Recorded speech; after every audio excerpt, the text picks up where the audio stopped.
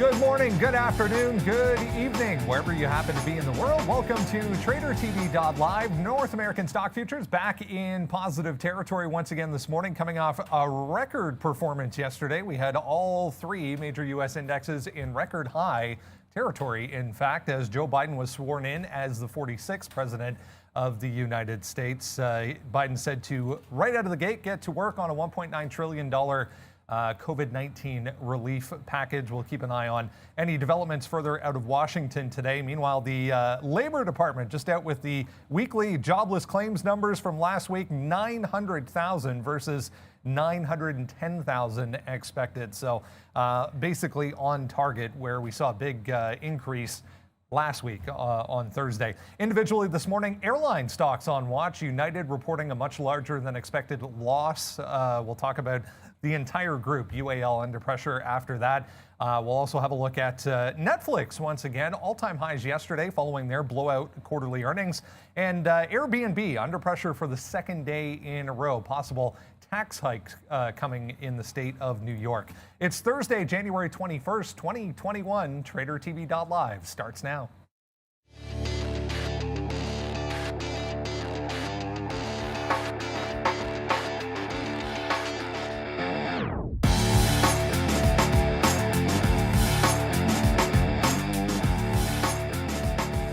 Go look at Asian markets from the overnight session. You can see Australia leading the way to the upside there, 1%. Korea as well, nicely higher, but Hong Kong, Shanghai, and the Nifty in India to the downside. Let's go over to Europe, see how things are shaping up so far on this Thursday. Bit of a mixed story here as well. Sweden, the only one there with a really nice day, 0.6% to the upside. We'll shift over one more time, have a look at North American markets here. Yeah, all three U.S. indexes back in positive territory. TSX futures here in Toronto pointing to the downside ever so slightly. Big move down, speaking of, for Bitcoin again today, 6.5% negative territory. Crude oil slightly lower on the day. We have gold basically flat. To start the session, it is Thursday. Good morning, guys. Another day, another exciting start here. We have a number of things to talk about as we head towards the open here. Just under an hour to go. Another impressive start to the day for Netflix shares. Some of the recent IPOs moving this morning as well. Yeah, you completely missed on that and whiffed on that Airbnb. We were talking a bit about DoorDash starting to come off its highs, and then Airbnb gets that story, which we're going to be talking about when we go over our watch list. Thanks a lot, Miss Yellen, for talking about clamping down a little bit on cryptocurrency. And well, I mean, there was already a turnaround going on, at least a little bit there in Bitcoin, and see Ethereum down as well. So obviously, a lot of people are going to be interested in those names. We're going to certainly be watching them, watching like your Riots and your Mars as well. But wow, what an unbelievable run on Netflix yesterday. There were two separate trades. There was a great short off the open, which was like that little pullback, but that breakout, it was like a failed 575 break on Netflix. It's going to be like a frustrating one because he had to come right back to it in the afternoon to get that bump. And I think sometimes you can't lose sight of that like power hour notion, because I mean, I'll tell you, that was like that fake out once, and then when it finally went, it just formed that wedge, and it was just gonzo. So it's one of those like regretful trades, but we're certainly going to find some good ones here today. It's Thursday. I almost said Wednesday there, Sean, but it looks like we're gearing up for another good one. I mean, tech was certainly leading the way yesterday. Take your pick. I mean, it doesn't really matter. Facebook, Amazon, Apple. You're softy as well. Yeah, exactly. Welcome, guys. Welcome to the show. Hopefully everyone's good and feeling it today like we are. I mean, it's just another day. Mike. Oh, it's just a mic. I don't even have my mic on. There we go. Hey, here's my mic. I guess I can't talk unless I have my mic on, so here we go. Yeah, just another day in the office here. Been too busy. You can't even get the mic going. But look, it's going to be an exciting one here on a Thursday. You saw the big plays yesterday. Hopefully we can have some today. Someone yesterday made 30 grand off Amazon. You just hit the nail on the head there with the tech stocks. We hit a big trade on Microsoft as well. And then, BFT to the high side. And then, I don't know, I mean, let's just hit a air horn, because Ford, I've been talking about Ford for a while. That's at 1150 today. GM is rocking and rolling today. We got news on demo day for Palantir. Look, everything seems to be going well. I did sell some of my crypto yesterday and a little bit this morning as well, as we are on the downswing. But I am looking to pick up some more as we look to get a little bit lower on some crypto. But look, it's been a big day. It's been a big month. It's been a big quarter corner for me, and I think we can continue soon, and I hope that you guys have a big trade today too. It's great to see some of those auto manufacturers popping up once again this morning. We'll have a look at Ford and GM here as we head towards the open. Let's kick things off with a look at how traders here at Day Trade the World fared yesterday. Big numbers coming in number one, 64,000. We show you this, guys, just to highlight the opportunity across a wide range of markets here. You can see number two, Canadian content here. We have basically all of the U.S. markets in there as well. The New York NASDAQ there, number three. I got to go all the way down to number 9 to get out of the five-figure club. Yeah, Hong Kong producing $3,200 and some euro connections there as well. Down at number 10, another great day for traders here at Day Trade the World. Let's kick things off by heading over to the desk and saying good morning to Valeria. Good morning, Brendan, and hey guys, I wish you a great trading day. Please support, hit thumbs up, and let's get it started, Brendan. Let's indeed get it started, guys. We have a little bit of vaccine, well, it's not vaccine news, but virus-related news or treatment-related news for the virus, I guess is a better way to put it. To start things off, Eli Lilly trading a little bit higher here. They have a drug that has come back with very positive bamlanivimab. I tried. Came back with very positive results on treatment, especially for long-term care facilities. So they tested this drug in long-term care facilities, and it came back with basically 80+% success rates in reducing the risk of COVID-19 throughout some of those long-term care facilities. So LLY here, guys. We'll kick things off with a look at some drug makers. Yeah, I mean, faring a little bit better today than that grit stock. Not grits, Gritstone Oncology, which is actually down 5% right now when I'm looking at it. Eli Lilly here, it's just, I don't know that there's going to necessarily be a bit of a day trade. This has definitely been a solid stock. And I think we were talking about this the last time around that 185, and there was that interesting pullback, and then maybe that was like the last chance to get in before this run. I think there's at least a decent chance that you'll probably be able to get something very, very similar in the next day or two off this good news, where you get a bit of a dip down in, and then that's going to be a possible entry point if you like it. It's just I don't like playing this virus news unless it's a day trade to the short side, and we're not really gapping up that much, so I'm not necessarily seeing like a gigantic trade here. The positive thing, of course, is you have to remember is we continue to get good news. Like, who knows if that Gritstone is legitimate in terms of a new approach to attacking potential mutations and the second generation vaccine. This is all good news for the reopen play. So I think that's probably going to be a bigger win. You're seeing some of these names recover. Although as I look over and check out on UAL, of course, for its own reasons, the airline's not doing as well there, Sean. Yeah, I'm just chatting to people here and going crazy. I haven't even looked at Eli Lilly yet today. I'm not super interested in a lot of those names. There's been, I'm trying to focus a lot of my trades now, obviously, and it's been working on specific names. And Eli Lilly just, to me, doesn't really work today. I did tweet it out. You guys have been asking for it. I did post it on the chat. I'll post it again right now. Okay, someone said we want the sticky note now. I've already posted the sticky note. So there it is again. Just follow me there on Twitter and you'll see the sticky note. And we got some good ideas. I mean, here it is here. If you don't have a Twitter account, too late.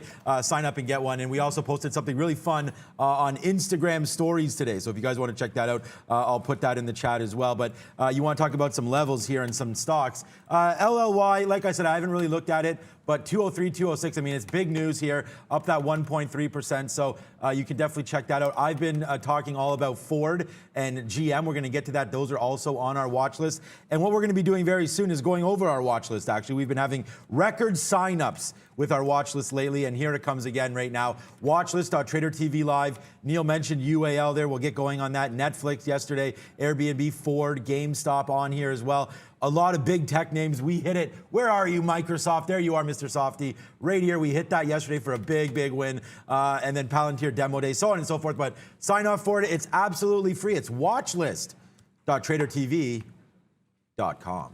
Yeah, we're going to jump into that in a second. It's bamlanivimab. Randy, I see you. Randy watching this morning. Shout out to Randy. Fastly, guys, another one looking very, very strong here in the pre-market. Oppenheimer raising to outperform for Fastly. Another one we've looked at many times on the show, pointing to positive earnings coming for the company. I just double checked. It's February 17th, Fastly earnings, but we're up better part of 6% here. Well, remember when Fastly dropped off the face of the earth and I was like, you know what, it's probably worth buying. And that was more on the TikTok stuff there because I knew Fastly was obviously a big, look, they help speed up the internet. I mean, you can look to see what's going on with that. You're seeing some plays there in crypto as well about speeding up Ethereum with Polkadot. And now you get a downward move here. I mean, this was crazy. This is reminding me a little bit of QuantumScape right now, but I mean, Fastly has a little bit of a better base case there than Quantum. But I mean, look, you're breaking out right now, right past these levels, and it's looking pretty sweet to me there, Brendan. 103.25. And then 105.50, 108. So yeah, we're getting right near there. What are we at today? So we're going to trade 104. Check out, all right, 105. Yeah, I mean, a break of 105 there works actually on the daily chart, and it works on our minute chart. So yeah, I like Fastly through 105. The only problem is, like, the spread right now is 70 cents. Obviously, I got burned. My only losing trade of significance yesterday was Netflix off an 8.58, so similar to now getting in. So I don't think I'll do that on Fastly. And Neil, I didn't even know that this George Springer was that big of a guy. And obviously I looked it up. He's like top 20 MLB player and the Jays got him. Like, you know, I was like, what the hell? I don't think we made a big enough deal about that. He's definitely a beast. I made the joke that he is not aided by any trash cans. At least he wasn't last year when he had a good year. So hopefully big things for the Jays. I hope they're not done. I would like to hope that Fastly isn't done. It's been a very, very sleepy stock. I feel like the last time we talked about it wasn't even, well, I mean, probably it was a little bit around that chop zone, this 80 to 85, if only because we talk about these little, you know, tight little bunches up of orders, and we do this with Mark all the time. And when it got to that 80-85, you know, Fastly started to look good again, and then I don't know why at the beginning of the year didn't notice it was just basing off that 85. I think that's probably was the better trade. I think for the day trade, whether or not it makes the breakthrough here, certainly the last time we tested this area, it was a little bit ugly. That's why I'd almost prefer if you got a 105 break in the afternoon. It was like a power hour thing than taking it off the open. Fastly, I've never really had too much success unless it's trading it after the opening range is set, and then maybe you have on volume some better levels to play off of. But you got to watch out for that 105. If we continue this pattern and there is a reversal back to 85.90, it looks like that swing has just been golden. Luis Barbado joining us from the Day Trade the World Barcelona office. It's Thursday. That means it's time to talk to our friend Luis and see what they have been up to. I was sitting here yesterday afternoon, Luis, and looked at a volume list that I keep track of throughout the session. There was 4 stocks that had done over 100 million shares on the day at about 2 o'clock in the afternoon or so. And I thought immediately, Luis must be crushing it today because there's so much opportunity on some of these small caps doing all kinds of volume. What were you guys looking at yesterday? Yeah, yesterday was a very active day. We have to be humble, and we have to admit that it was not a very good day for us because there was some too crazy movement like OVLN where we lost money. You know, this is trading. Sometimes you lose money, so that's fine. So OVLN trading a lot of volume was one of the main ticker we were looking yesterday. And yeah, there was a lot of volume during the whole day. We have a lot of midday runner as well. So I think today is going to be a very active day again in the small caps. Yeah, it was interesting to see that OBLN, you know, almost, I think it was 600 million by the end of the session yesterday. Just kept going and going and going. We got to about 500% move on the session. When you see something that kind of outside the range, something, you know, 200+% on the day, is it a matter of, I know you guys like to really pay attention to the tape and the level 2 to see what the price action is telling you, but when you get to a point where it's that much extended, are you looking to fade a move like that typically? Yeah, we were looking to fade the movement, and that's why we lost a little bit of money, because after the $7 break, it ran to 8 or 9, and we thought that could be a start to fade in the whole day until the close, but it kept going to $10, $10.50, I think it took. So it was very tough. you have to be aware when the liquidity disappear. No matter how much volume it had, the liquidity disappear a little bit. You see the spread was widening, was getting bigger, and the level 2 was very, very thin. So even though with a lot of volume, it was really dangerous to trade. We should have avoided after the $7-8 move. When you get a move like that on that kind of volume, let's talk about today now. You know, if you look at that on the day after the volume event, how do you approach something like that? Well, let's see, we have a second day. It's holding pretty nice, 650, 680. So we might see a second day. I will be surprised, but if there is that possibility probably. And when we look also the next day, there is a lot of sympathy names, okay? So we are taking into account that if one stock today start to run, the people is willing to, they are expecting another crazy move as we had yesterday. So a lot of traders are looking for these sympathy movements. Yeah, I think your camera has frozen on us, Luis, but that's okay. We can still hear you. So okay, I can share the screen. We'll continue the conversation. What else at this point are you guys looking at this morning or afternoon for you that's standing out? Yeah, today we're looking OVLN. As a second day, we're looking GENA, GENA, VVIG as well, and CLSN. Those are the 4 tickers we are looking more interesting today, as you can see here in our watch list: OVLN, GENA, VVIG, and CLSN. And then we are checking 2 sectors again. It looks like every Thursday that I'm here, we look in the power with the fuel cell and plug, and the blockchain again. I don't know why Thursday blockchain is in the mood for running. Is down 11%. Rio and Mara, both of the tickers. Yeah, interesting look on plug today on our watch list as well. I want to talk about that a little bit coming up here, but short seller coming out with a short report on plug power yesterday, which was, there we go. You are back. Good to see you again. Let's bring in Neil and Sean here. We'll talk about some more symbols. Good morning, Luis. Looking good in the plaid once again. A definitely good look for you there, like the uniform. I have a couple questions. Well, the first things first. I'll say OBLN was a tricky one for me. You know what? It's interesting because we like to talk about winners and losers here. So I'm gonna pull up the chart. I was actually short at 944 twice. I was short at 1050. And then twice short at 10 even. And I lost on the stock yesterday.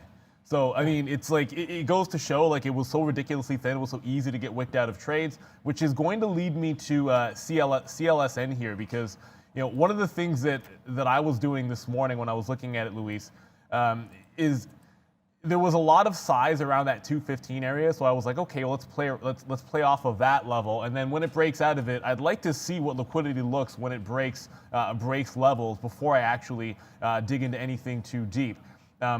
It looks like there's a lot of liquidity right now, but like you mentioned, there's a certain price point at which the game just sort of changes, and you said it was past 7. Is that something you're going to have in mind here in CLSN? If something crazy happens in the stock, and I'm looking at it, if for somehow it gets to like about 450, 460, I think the same kind of craziness would happen and you would want to step away from the shorts. Has this altered your game plan, OBLN, and when looking at something like this today?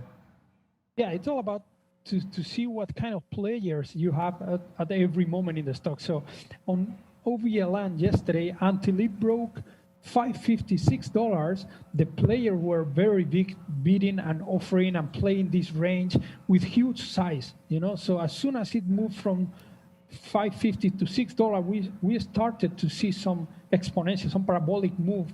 And then all those players that I'm including myself, we were playing that range with huge size. We are getting a stacking position. So after that break, we should have just avoid the ticker for a while to expecting this parabolic move.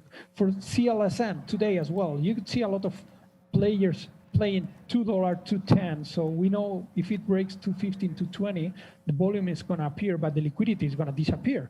Something it sounds strange, but it is like that. You have more volume, but you don't have such a big bids and offers. So the movement can keep going. And today, yesterday was very strong, CLSN. So we have to be aware that there could be another parabolic movement. As I said, once you have in the market one parabolic movement as OVLN or GRTS the other day, there is this sympathy in the traders, that it might happen again today. So any stock that start to run 80, 100%, 150%, there is a big risk that it's going to go 300, 400 because the sympathy, we are all expecting it to happen today again, maybe.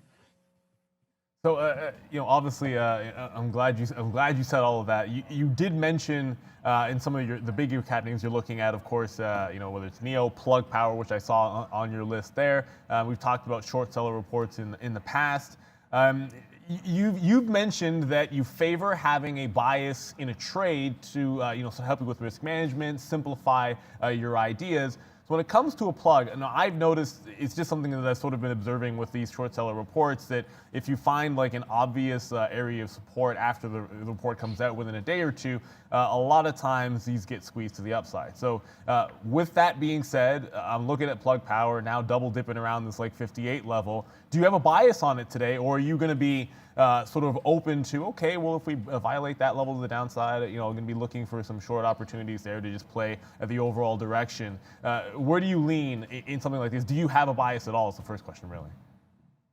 I don't have a big bias today on Plug. I'm gonna wait the open. If it holds 59.50, 59.20, it's going to be a long bias, that for sure. But it has to hold there. So let's see. On the upside, we'll have $60, $80, $61. If it breaks there, we can have a running day. Yesterday was down, I think, something like 5% or 6%. I don't remember. So we could see a intraday range, probably maybe between $59 and $62 or something like that. So I'm not very big bias on Plug, and you have to check as well fuel cell, which is the same sector. So let's see how it reacts FCell with the earnings today, and it might be following Plug. Yeah, Plug definitely going to be on that radar too. There's no way if ands or buts around it. You didn't mention anything about GameStop, reminding everybody that Citron is going to be doing their live stream today. When they put it off yesterday, of course, there was the big run in the stock. Is this something that you'll have a look at just from a pure momentum and volume type of play here at all, or is it still going to sort of be hands off for these types of things? I really anticipate when they called it off, like the moment that came out that they called this thing off, I was in a short. It was the easiest thing to get out of it, and I don't even understand why I didn't just immediately punch long, because the squeeze was on and everyone was taking control of it. And I do anticipate, at least during the call, and even once they're done their live stream, whenever it actually happens to be, there's going to be some action on GameStop today, even though it's right now flat. Are you going to be looking at this at all? I'm pretty surprised that it's very flat today, holding 39, 39.50. I'm pretty surprised. It has to go over $40. If it goes over $40, we might have a stock to play with it. Okay, if it holds in that tight range, it's not in our watch list so far right now. So let's see if they push over $40 and we see some volume coming in. Good look there, Luisa. Thank you always for giving us some of your time. Best of luck in all these names today, especially CLSN, I should say. That looks like it's going to be a spicy one. But I'll throw you back to Brennan. Thanks. Great stuff, Luis, as always. Luis Barbado from the Barcelona Day Trade the World office. Pleasure, sir. We'll talk to you again next week. Thank you. See you next week. There we go, guys. If you haven't done so yet, make sure you take out the watch list. Sean was mentioning earlier, we send it out every single morning right to your email inbox. We talk about all the stocks moving around in the pre-market and touch on a little bit on why they are moving around. We're going to start things off this morning with United Airlines. Big loss, bigger than expected loss, even $7.1 billion loss for the full year 2020 period. So right across the board, their cash burn rate even was higher than expected for Q4, guys. So, I mean, to be expected here for United, but it's still not good. No. I mean, yeah, it's United Airlines. I mean, it's going to be one of those reopen plays. They're the first one to basically start coming and reporting. And I don't know. I mean, I don't think you play this for earnings, but we're down 2% right here today. You're hovering right along this 50-period moving average of 40, basically right here, 44.25. I mean, it's right there. It's trying to break down. I'm not in love with this trade. It's the volume's pretty good, 217,000, but it hasn't moved a whole hell of a lot, and it's not doing too much here. So for me on UAL, it's a pass. I mean, it's not interesting enough for me to put any real share size in this. I don't think you guys are very interested in this stock today. It's not moving. And look, if you're an investor, that's one thing, but for a day trade, for me, this is a very hard pass. Yeah, the only thing I would say is it wouldn't be crazy to me if you were playing off of these, like, and these were good bottoms back in October, November at 33. Certainly if you didn't sell anything at 50 there, I don't know. But if we actually get this final break at some point where, you know, it's spent some time below that 50 period, Sean said, it does have to feel like it's coming back below. There might be some dips to be had. So, you know, taking some off would make a little bit of sense, but, you know, I'm not a huge believer in the airlines. I don't really see much of a trade unless we, you know, maybe break that 44 and there'd be a day trade in there. It's not one that'll be top of my radar because, like Sean said, the volume's just simply not there on UAL. All right, guys, upgrades and downgrades time. We have a couple to look at on here. Sienna, very strong in the pre-market here. Just noticed 4.5%. Yeah, Under Armour on this side of the board as well. Upgraded today. Price target increase, 4% to the upside. Oxy's here. Energy stocks a little bit weak so far, along with crude oil. And then you can see on the downgrade side, Citigroup, we talked about all the banks over the past few days with earnings. Chevron on this side of things. But yeah, Fastly leading the way so far to the upside, guys. Yep. We like Fastly. We did talk a little bit about that earlier there, Brendo. And yeah, it's a big one. It's been a nice mover lately, obviously, bouncing straight off this 50-period moving average. And now you get that 5% bump. We talked about how it's making the internet faster today. And yeah, it just keeps on going. This drop was huge. They've reported since. It's been okay. We'll wait to see. This was back in, this is a daily chart. So this was back in October. So let's see their next report coming through. You mentioned, I think it was next week there. I think it's breaking out on a daily chart here, obviously.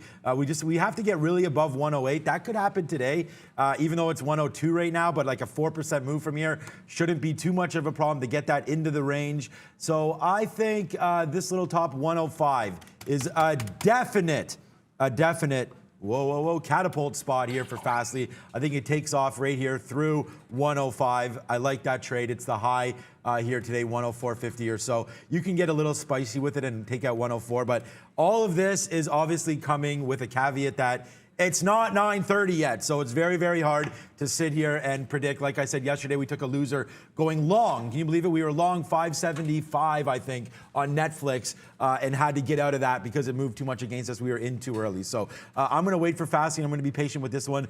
A 105 spot, and you'll see your boy put on some shares. Yeah, like just like I think like Netflix, I was saying earlier with Fastly, even if it's an afternoon play, that might even be a little bit better if you can play an opening range. Maxar, you're going to see on that downgrade list, of course. This got a fantastic bump with the well, I guess the announcement of the space ETF from ARK. It's probably at least a little bit healthy that you're getting a bit of a pullback here. Not, you know, there wasn't much one as big of one in like in a Virgin Galactic, but certainly if we get back into this, like, and it's not much of a chop range, it's just like that middle leg, like 48 to 50. I think it's going to be interesting. Might pick up some volume again in Maxar. I was a day too early a day too early in trying to short this one. If we get back up to the 55, 56 area and try a rollover, I love the fact the previous top, and then, you know, when you had this failed breakout, well, it actually wasn't a fail, it was a good breakout here at 57, but then slammed right back down, then held that level all afternoon. You catch the downgrade. If it gets bought up into that and resists at 56, I think there's certainly going to be a trade in Maxar. This is 100% something we'll wait for that opening range to happen or for it to make its first move, because like some other names on the list, only 25,000 shares, but I saw it on the downgrade list. I certainly last time tried to short it too early. Could be the day today. All right, guys, we'll go on to Netflix here. Big move yesterday, 17% plus on the day yesterday for Netflix. We're down about 6 here, or 5 and change percent in the pre-market, giving back some of that move into all-time high territory yesterday. Earnings blowout right across the board. We had the subscriber number much higher than expected as well. So positivity continuing here for Netflix. Yeah, I'll say.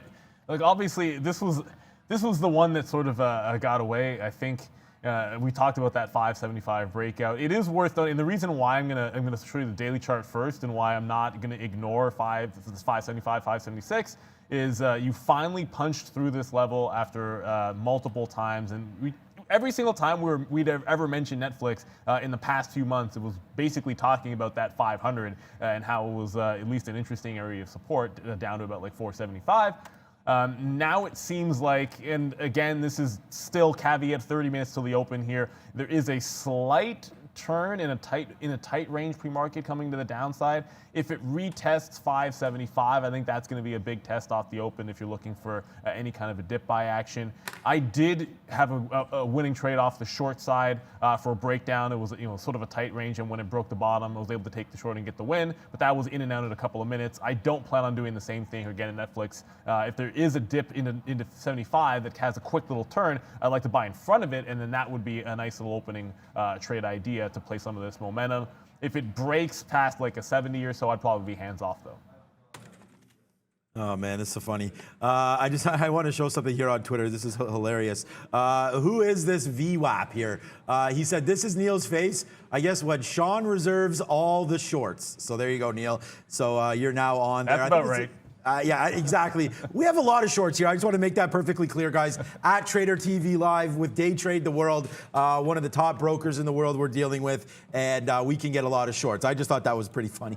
My sticky notes are up there, and Netflix is on them with a 5. It's up on Twitter if you follow me, but 593 right there.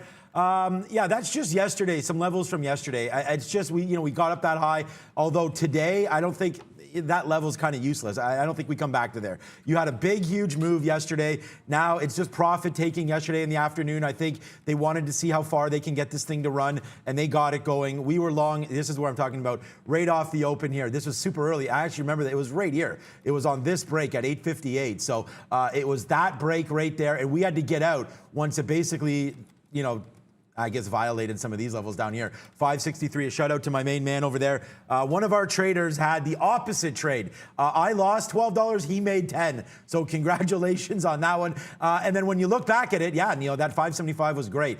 It was a level here as well. And then finally when you break, then you get the run, all the way to 593. And then today, just profit-taking day for Netflix. So we'll see. If they want to get it back through 585, I think that's going to be a good long. So I'm going to put my order through to go long through 585. But I am a little nervous here.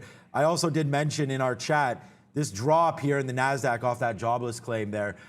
Pretty dramatic. So it's not giving back too much. This is a 1-minute chart. We're still, where we were yesterday afternoon. So it's no big deal. But a drop down, we'll see if it can recover. But this is the NASDAQ 100 E minis there. I don't know if we have a rune today, but that 1365 all the way down here to 13305. So just watch out. And I think Netflix, Apple, Microsoft, although I'm very, very bullish long-term on all of these, we had the NASDAQ moved 2.5% I think yesterday, Brendan. So there's going to be a little bit of a pullback on this, but I'm still very, very positive. Chinese stocks and everything, for this reopen in tech, including Facebook, which is my big one. Yeah, it's interesting to see this reaction. Speak of the devil, Arun is here. Yeah, it's interesting to see this reaction to the overall market on that jobless claims number. As I mentioned, the number last week, actually a little bit worse than this one, but more negativity here this morning, Arun. Yeah, I think that it's more important to keep an eye on the it's called the ECB policy report, right? That's what's happening at 8:30. So their initial decision was 7:45 this morning Eastern time, and then their policy statement was at 8:30. And it's a policy statement, so it's not a singular event. So as you're reading it through and taking on Q&As, you're going to have these kind of moves. Now, half an hour in, we're down a good 10 points or so from that from the 8:30 open. From the 8:30 opening price, I guess you can consider. So now what I'm going to look at is 38.60. That's the top end. That is where, if we can break out, we have a ton of extension levels. There really is nothing to the top above that, right? So 38.60 will be to the top. I'm keeping an eye on this 38.45. If we can actually settle in underneath 38.45, yes, we broke underneath and we're bouncing back above, but I want to see how much of a bounce we get off this level, the 38.45. If we can actually get back underneath, I'm going to consider the possibility of a short, because that for me is an extension of whatever move, whatever brought us down. I'm going to say it's going to be the ECB policy statement. If that was able to bring us down and then we bounce and then come back down again, I think we really have a chance to continue on. The pressure is still to the mega sell side. So I'm going to look for that downward drift if we can actually get into that 38.45, get underneath it into the open. If we get below that, 38.25. Remember yesterday, 38.25 was a break point. If we got above it, we had a ton of extension. It was a clean 20 points or so from that point. So 38.25 is back in play. We around that 38.30 mark yesterday, we did hesitate quite a bit. Seems like there's a little bit of buying just underneath. So I'm going to put 38.25 as the mark for the bottom end. So if we get below 38.45, potential short, 38.60 break, you have the potential long. And of course, if you can find a long in front of that 38.25, you have the potential to catch a bounce there. Great stuff. Thanks so much, Arun. Yeah, good points on ECB speaking right now. So we'll keep an eye on that as well. We'll speak to you again tomorrow as we head towards the open.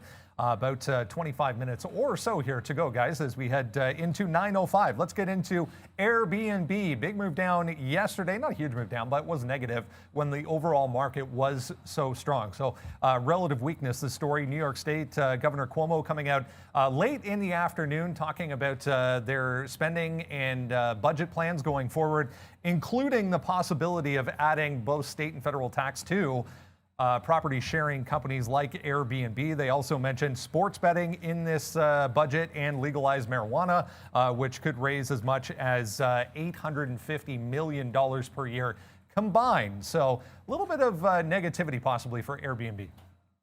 It's like somebody knew that one was coming with Airbnb, because it was a fantastic flush here off of 175 right at the open. It was similar. I was looking at DoorDash because of the retracement off that 200 level, and that was not nearly as good a break as Airbnb. It actually has a catalyst towards it today, watching 165. This was a previous weekly bottom at 165, so the top end of the range here. If it fails to punch through that, I think you might see some continuation on this news. But it just feels like people sold this off knowing that it was coming, which is what gives me at least a little bit of pause there on an Airbnb. Because it's on topic, I do want to quickly go back to DoorDash.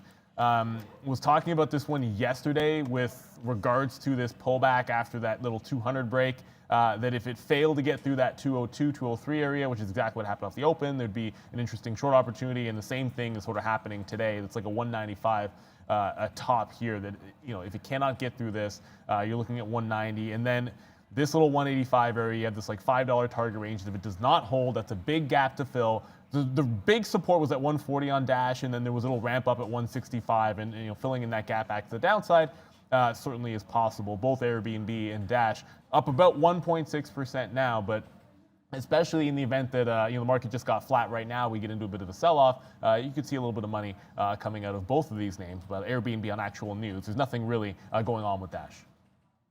There we go. Look at this, a little bonjour, mon ami there for Valeria and myself. Bonjour, mon ami. Okay, maybe we could speak some Russian there as well. Noah, thank you so much. Any thoughts on FedEx, UPS, BTC? I'll talk about all of those in a couple seconds. Thank you so much for that 300 NT. We'll have to find out what NT is, but thank you so much for that. And then British pounds, $5 there.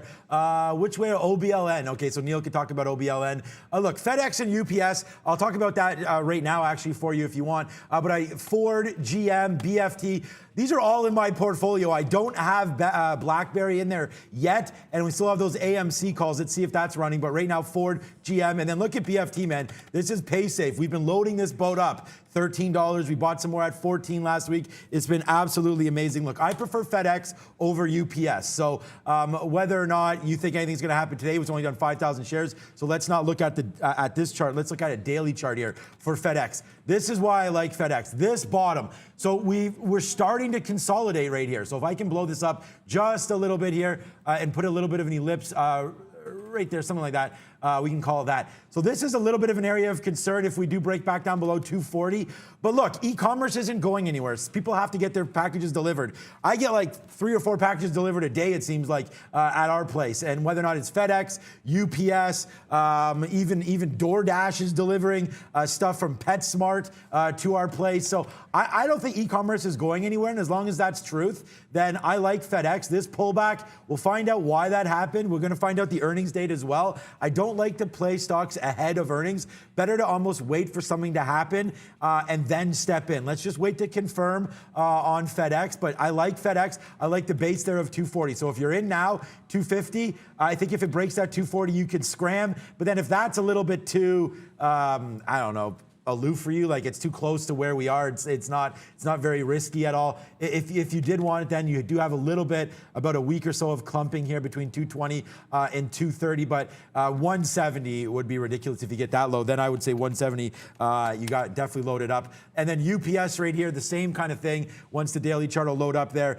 this stock a lot more choppy, which is why I do think that we do have a little bit more potential in FedEx, because UPS, again, like this is dead money here basically since November. So you don't want your capital caught up, frozen here, and I think that's what's happened in UPS. It looks like Palantir a little bit, except for Palantir's like up here on this break. So I would say if UPS got to this area, 170, 175, I'd look at it a little bit stronger. And then Bitcoin, I mean, look, we can always talk about Bitcoin, but right now Bitcoin's dropping down.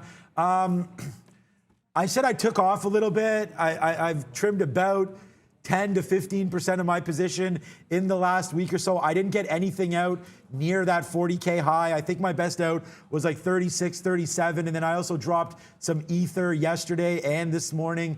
But you know what? You can just pick this back up. Like Bitcoin's falling now, and I think it's a long-term play. If you're invested in Bitcoin, then yeah, buy dips. But other than that, just trade the Maras of the world, trade the GBTCs, play the volatility. And again, thank you so much for those super chats. You get all of that for 300 NT. Did we find out what NT was yet? Gonna have to check. Yeah, I'm not entirely sure what NT is, guys. Let's speaking of Ford, Sean, let's jump into Ford. Big time positivity over the past 3 sessions in a row to the upside. Now Deutsche Bank today joining a long list of analysts upgrading the stock, increasing their price target. There's been positivity over the last week and a half surrounding this entire group. So yeah, nice look for Ford again. Yeah. Oh, yeah. I was just reading some of the comments there. Thank you for those.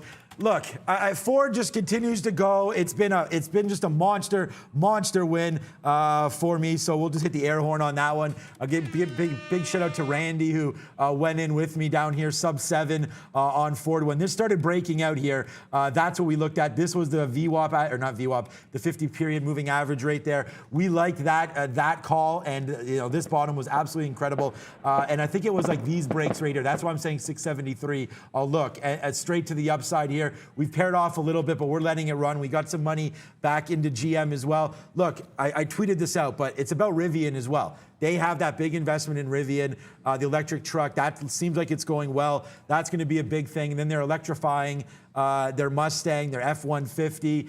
And yeah, I mean, it's just off to the races for Ford. I love this name. I think in 1140. Look, one of my biggest trades of December or January, I can't remember anymore. I guess it was January, was Ford breaking 950. Then we had another big one breaking through 10. And then yesterday we had 1050, right? We had this 1050 break yesterday. And that was fantastic to the upside. You see it closed the day at 1090. So this seems like it's a little bit overdone. I mean, the run on Ford is basically epic. You haven't gotten too much run on a stock like Ford in a long time. So that's a big move up. I'm a little bit nervous about that 1140 break. It won't be hammer time, but it'll definitely be worth a trade. And GM, man, I mean, that's another one that's just moving in the right direction. We bought this on this break. We're long 48.70, so I guess it's up here somewhere, but 48.70, we're also long GM. I like both of these plays. I think they're undervalued in comparison to NIO and especially to Tesla. So yeah, it just continues, man. GM and Ford, go long both of them in your personal accounts. It's just momentum plays. I mean, if you look at the top stocks that are up so far this year, you can add CarMax to that, and certainly GM is, I think, number 1 actually, and CarMax might be number 2 or 3, whichever one it might be. We did have the super chat G7, and I want to make sure we get to this. OBLN, I mentioned a little bit with Luis there, and he said, and I agree with him there, that above that $7 range, the stock was a totally different animal. If I liked it to the short side, this is the setup I already would have had. The 750 top, you definitely had this in the aftermarket, holding that same 750. I would have been fading in front of it at this time, and I would have just gotten blown out. But for all the reasons we talked about with Luis, there's no way I was going to bet on the short on this thing today. And I don't love the trade. Usually to the long side, and someone asked about CLSN. I'm looking to buy a bit of a dip, get a big move upside into the open, and then if there's a dip to be able to buy off support, I tend to prefer that. The same way I like shorting off of levels, I kind of prefer to go long on small caps off them as well. So whether that's like a 220 in CLSN, or if we come back down and they're testing that 7 even and can hold it on OBLN, that makes more sense to me. But I'm not now betting short on it. Maybe there's something that comes up a little bit later on at the open or in the afternoon. All right, guys, let's go to GameStop. We hinted at it earlier. Citron yesterday saying that they delayed their live stream event regarding Citron. They're going to talk about why, or regarding GameStop, I apologize. Citron going to talk about why GameStop should be $20 and not trading where it is right now, which is $39.20. So that is apparently has been rescheduled for today. They didn't actually put a time on that. But we need to be aware, guys, if we are trading GameStop, that Citron could come out with a live stream event anytime this morning. Yeah, and I was in short in the money when they delayed that, which you might have thought would be bad news, but it certainly, it was basically double testing this 38 level. I caught it on the way back down. I had like a 37 and change average, maybe like 37.25 average price or so in this range. And then here's the volume spike when they delayed it. It was right around that 11 o'clock hour. Certainly there was a chance for me to get out, which I did. I didn't reverse to the long side, which, again, when that kind of volume comes in and it can be seen as anything against the shorts, even a little bit, when it's a squeeze play, the momentum is long, and then you looked at it almost a million chances to get in. So I don't want to be in position whenever this stream happens to start. But certainly, if the move is up, it's not a crazy thing. It's a pure momentum play to just join it at that time as a day trader. The other way around, I would sort of hesitate at least a little bit because I'd want to have a better understanding. But they're probably going to talk about insider selling and blah, blah, blah, blah, blah. I'm not sure there's going to be anything too game breaking or that's going to be a surprise when it comes to this report. But who knows? I wouldn't want to be caught in position, and I won't be in position whenever they do start it. We'll keep our ears to the ground to see whenever it happens. I like GameStop through the short. I've already paid for the short, so through 36 here, I think is a good little level. And yeah, I'm with you guys. I don't put much weight in any of these Citron reports. I mean, it's quite clear what they're doing. So we'll just wait to see. But yeah, I mean, GameStop, the funny thing about it, it's been pretty calmed down. I mean, there was this move yesterday from a 36 bottom straight to 41. But it's kind of just trading like a normal stock now. Whether or not that lasts, who knows, but we'll just wait to see. If you break down a 3-minute chart, you'll see more about what I'm talking about. This is what I mean. It's just gone crazy there the last 2 or 3 days. And then yesterday, kind of just, faded back down. I mean, these aren't big, huge levels. This blowout top was 46, but after that, you're at 41, 40s. So I think if somehow this thing can break through 42 today, then we probably test 46. So let's just wait to see if that does happen. But it seems like it's, relatively calm. We're at that VWAP right now on a 3-minute. So yeah, that's why I have 36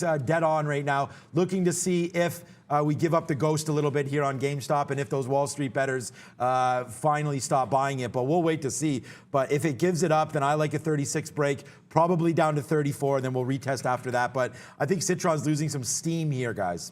Guys, the big tech group yesterday took the entire market on its back almost and dragged the whole thing to the upside. We had 2 to 5+% moves in this entire group.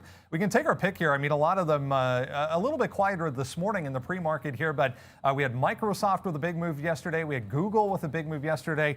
Facebook, we talked about Netflix already, guys. Which one do you like today? I mean, Google I checked my portfolio. I said I was going to do that. Google rocketed to #1 in the portfolio yesterday off that huge move, like ridiculous move yesterday in Google. And then look at Microsoft here on the 3-minute chart as well. This is just 2 days ago where we were at 218 and then it exploded off the open. And then yesterday we had another great trade through 223, I think it was. Or was it 224? It doesn't. I think it was right here, 223. Breaking to the high. What time was that? Yeah, about 10:30. Yeah. So breaking through the high side, and then we stopped out here around these levels, 225.78. That's actually what I wrote down was 224 and change. So let's zoom in just a little bit here. It's bouncing around. Remember this move that we had in the NASDAQ all the way back down? Microsoft this morning basically ignored that. So I think that that's important to note. And Microsoft probably has some legs today through this 224.80 level, which is right, I guess, let's just call it 225. Let's see what happens at 225. But this little peak right there could also be something 225.20. Look to take out the top, 225.80. I'm very, very positive on Microsoft. Remember also, they made an investment into GM. GM. They partnered up as well on some electric stuff there. So the big funny thing was you're going to get the blue screen of death now when you try to start up your GM vehicle, maybe if it's too cold or something, and there'll be lots of updates, but that's fine. 224.50, 225. I like Microsoft. Let's see how it opens up there. Still 10 minutes to go. The NASDAQ imbalance doesn't happen until 9:28, guys. So I see some of you asking about CLSN and some of these tech names. The NASDAQ imbalance locator, I'll show it to you here. It's not open. So there it is right there. It's completely blank. And if you want a quick little look on New York right now, the big dog here, BFT. Hell yeah, now another 5% for BFT. AMC trying to go. We got those calls. GM and Ford. So yeah, it's going to be a big day regardless here. We'll find the right trades for you guys. But I like Microsoft. You can look at Apple and Facebook. Is there anyone you like? I'll stick with the thing. Yesterday, Amazon made a lot more sense as a break at that 3,200. You see the tight ranges it tends to have up there, and you've already got a break. First level 33.5, and then this 3,500, which is certainly always going to be looming. And this is all the way back to September that it's been a very range-bound stock. So I expect the resistance is going to come in. I will still say, just from a valuation standpoint, nothing to do with the whole Jack Ma thing, but you gotta look at for something like Alibaba, which just still continues to lag Amazon when it comes to fundamentals versus performance. Amazon, I do feel like there's a potential for a rollover. I know we're bouncing back a little bit in the futures, but there's a potential for a rollover today, especially with some of these names that are coming into these, I guess, range-bound areas, and they tend to be more heavily traded and held names that might stick to those technicals. So I might get a slowdown here, and at least Amazon. And the one other thing that you all have in common, all of these FANG names, the ones we've been mentioning, is they're some of the biggest investors in AI and have the best AI think tanks in the world, essentially. And the laggards in that group are like your IBMs, who everyone thought would be good, but they're not very good at all. All right, guys, let's talk about Palantir here ahead of Demo Day coming up on Tuesday next week, the 26th. Palantir planning Demo Day. They're going to show off some improvements and changes, updates to multiple different platforms, software platforms that they create, and some rumors about them launching new products at Demo Day as well, guys. The inaugural Demo Day for Palantir. So this one feels like it's just setting up to, right now, buy, basically like a setup to buy into this news, the 26th, I believe it is, which also is a happy birthday to the great one, I believe. So a couple of things happening on the 26th. I think it's going to be a situation where you might be able to sell this one on that news. There's definitely good support daily around that 26, and whenever I see this on Palantir, I just got to find a way to, if you catch this 25.80 to 26, it's just a scalp trade all day long, and you just continue to do that over and over again with the potential that you might actually get a break going into that Demo Day. But everyone's been talking about this so much that I feel like Monday, Tuesday is going to be a bit of a sell event there. Also my aunt's birthday, so I got to make sure to say happy birthday to her. So much happening on the 26th. That's Wayne Gretzky's birthday. I was on 26th. My wife told me that when I was like, "Oh, it's my aunt's birthday," and she's like, "That's Wayne Gretzky's birthday." So I don't know. I have to look it up. Okay. Yeah, Wayne Gretzky's birthday, the 26th. But more importantly, Palantir Demo Day, guys. 27, maybe your aunt more important than Wayne Gretzky, so Wow. That's a good one. Happy birthday to Neil's aunt. 27 there, a good trade through Palantir. But it's the same story, guys. Like, let's just wait for an opportunity. Let's wait for some levels to build. We've talked about this stock over and over again. I'm kind of disappointed that we're not through this level yet, but we saw what NEO did on NEO Day. So now we're going to have that coming through on Palantir. And I just hope that the shorts are building up a position, because this thing is going to blow through 29. And then we will retest this 33 here. But yeah, you can see the moving average obviously heading the upside. We talked about some consolidation here on Palantir. And I'm sorry, like, we're long down here. I've been getting out. I only have about half left. And I'm waiting for this break to get more. So it might not be a horrible spot here, but Neil could be right. It could be a sell, buy the news, buy the rumor, sell the news event here on Palantir, where people getting excited about that move. You have, their new products being talked about there. So we'll see about its efficacy, how it's working, if they got some new contracts. That's just a joke, because they get new contracts, it seems like, every day. But they're going to sign a big one at some point, and then this thing is gone. So I like Palantir. If you're nervous, like, you could take a monster position in this thing, and then if you're really nervous, you can get out if it breaks right here, like 21, 22, something like that, if you really are nervous about Palantir. But I'm not, and I like the stock through the high side. You may pay too much for options. You could just buy the commons.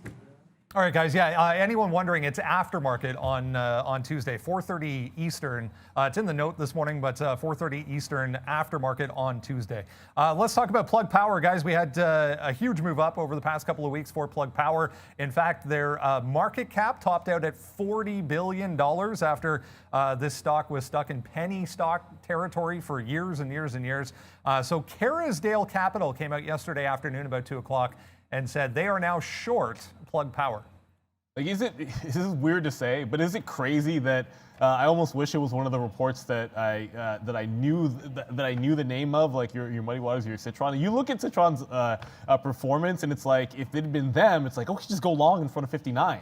Again, I don't really know anything about this short seller, so I can't speculate sort of on their performance track record. It's not a horrible idea to look at previous calls and have an idea of what to go off of. I'm just simply noticing a trend that we talked about earlier, that if you actually hold up off of a previous support level within the first couple of days, if it cannot break, and I'm looking at this 58, 59 area, if this cannot be broken within a couple of days after you get these reports, usually a push up and a squeeze is certainly coming. And there's room for a Plug to give you multiple day trades. So I'm going to be watching this 58, 59. I'm not going to be shorting this one off the open. I'm going to be looking for an opportunity to go long either today or tomorrow, I guess, to end the week off this 58, 59 area, and probably nothing else on Plug, just from this one pattern that I wanted to put into action, and I missed an opportunity to on Lemonade, and I'm sort of looking at the chance here on Plug. Yeah, exactly. Good job there on Plug. Yeah, Plug Power, a little bit of a move down there. I just wanted to look at Ford one more time. It's already up that 5%. We talked about that, up 50 cents. It just did touch that 1140. So we were talking about it down here, 1120. I have that 1140 in my sights, but now it might have to be 1145 as that was the new high. What time? Ooh. Wow, Neil, it's only 4 minutes to go here. Sean, I want to quick. I didn't even realize that. There was that, like, the 7 a.m. buying or whatnot. Like, there was that volume coming in at 11:20 on Ford, and then it just dipped down into that same price. And I thought, in terms of like dip buys, which we like sometimes, probably should have had this one while we were talking on the show. It is turning off that 11:45 right now. I think 11:20, not a bad place to start your day off, trying that little bit of a long, especially with Ford having so much liquidity. Yeah, good call. I just actually putting some bids in right now, guys. All right, one little one to get to. There's a few on the list this morning, but I want to talk about this one. A few people requesting Jaguar Health. Guys, JAGX, 16.5%. The only thing I can find on this today is they're raising some debt if one of their current trials comes out on the positive side. So there were some notes, some senior notes tied to a positive result on a trial. So some levels I'm looking at here, 375, 4, and then 420 on Jaguar Health. It did hold here, that last little test of VWAP at 350. So if you're involved now, got to give it to 350. But otherwise, 375, 4, 420 on JAGX, guys. Yeah, I don't know. I went to put in like a 22 bid on Ford, put it at like 32. The good thing about Ford is, like, in the pre-market, it's actually pretty liquid. I wanted a deeper push, and so anyways, pull back. So I do have a bid down here. I did get in and out. Certainly, I could have had a winner, but I just got in and out flat because I didn't want the trade. 2.5 minutes to go. I was looking a little bit at that JAGX as well. I'm going to be watching Gene here, genetic technology. This one is also on the watch list. Luisa was talking about it. Again, I look at this, anytime I see a pullback and this hard of a bottom of 740, I'm not going to be shorting in a pre-market for any kind of a pullback trade, 80% move to the upside. If it's below this 740 to 725, I think then you can look at it. I'm waiting to see if in the next minute or two we can get a push into 825, 840 on Gene. And at that point, if it fails there, I think it'd be worth like a quick little short opportunity. But if it's above this 725, no moss for me. I'll be watching, like Sean, with that Ford for certain with a couple of minutes to go. There was a piece of news on, I see some people talking about this penny stock, Naked Brands, almost every single day, and this is the first time I see anything here. Transformative business restructuring plan focused on accelerating existing e-commerce platform. That is the headline on Naked Brands. As usual, you can see what it's done when it spikes up, what was like 50%. It's already come halfway back. I'm watching the 50-cent mark here.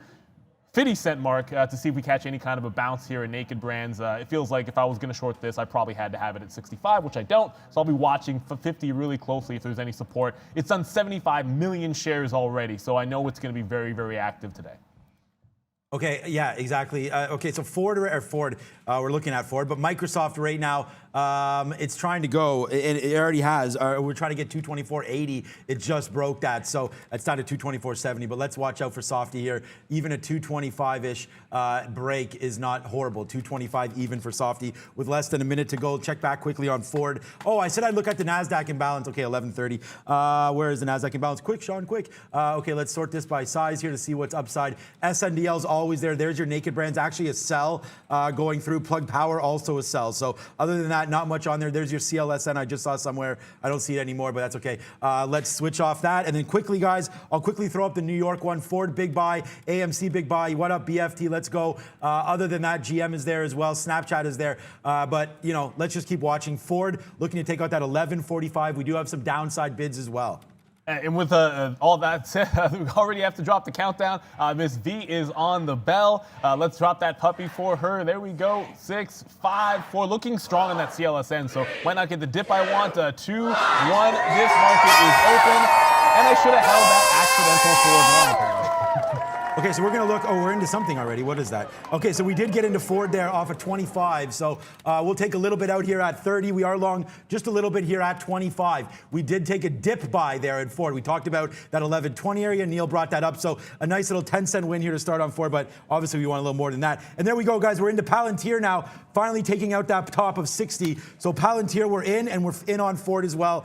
So let's just get going here. 2 positions we like. Yeah, and it's going upside on the CLSN. The dip buy that I wanted, 220 is not going to come into play. 230 looking like it's going to be it. I missed by a penny on that Ford trade. I want to see if it can come back in. That Gene stock does not pop to the upside off of the open, guys. So it might be short for me through that 740 range if we can get it to the downside. But either way, still waiting for 825 to get in. Okay, yeah, so now we're still watching Ford. I'm check back on Microsoft, so this is a good one. We're taking 11.45 if that goes off through the top as well. So here goes Ford, a nice little 13-cent winner. Thank you, Ford, for that one. We'll wait, though. It could come back down. Oh, what happened to my 225? That didn't go out either on Microsoft, but Microsoft does break 225, coming back in, giving us an opportunity. Watch the NASDAQ right now, guys. Could fade back out, but I like a 225 long here. Yeah, definitely seen the market come back a little bit. I know GameStop has made a move to the upside. Remember, I'm not going to get into position, or probably not going to get into position in that one until we get some idea when that story is going to happen, when the live stream is going to happen. I just got the first dip into Ford. I stepped up a little bit closer, higher into that level than I was looking at getting 27 instead of waiting for 24, 25. Eli Lilly, by the way, I thought maybe there's a chance it could fade back in, so also watching this name, but not a lot happening. Still no volume in that one yet. Okay, so we're going to get out a little bit here on Ford. Ford's coming back down. We are going to average into this trade.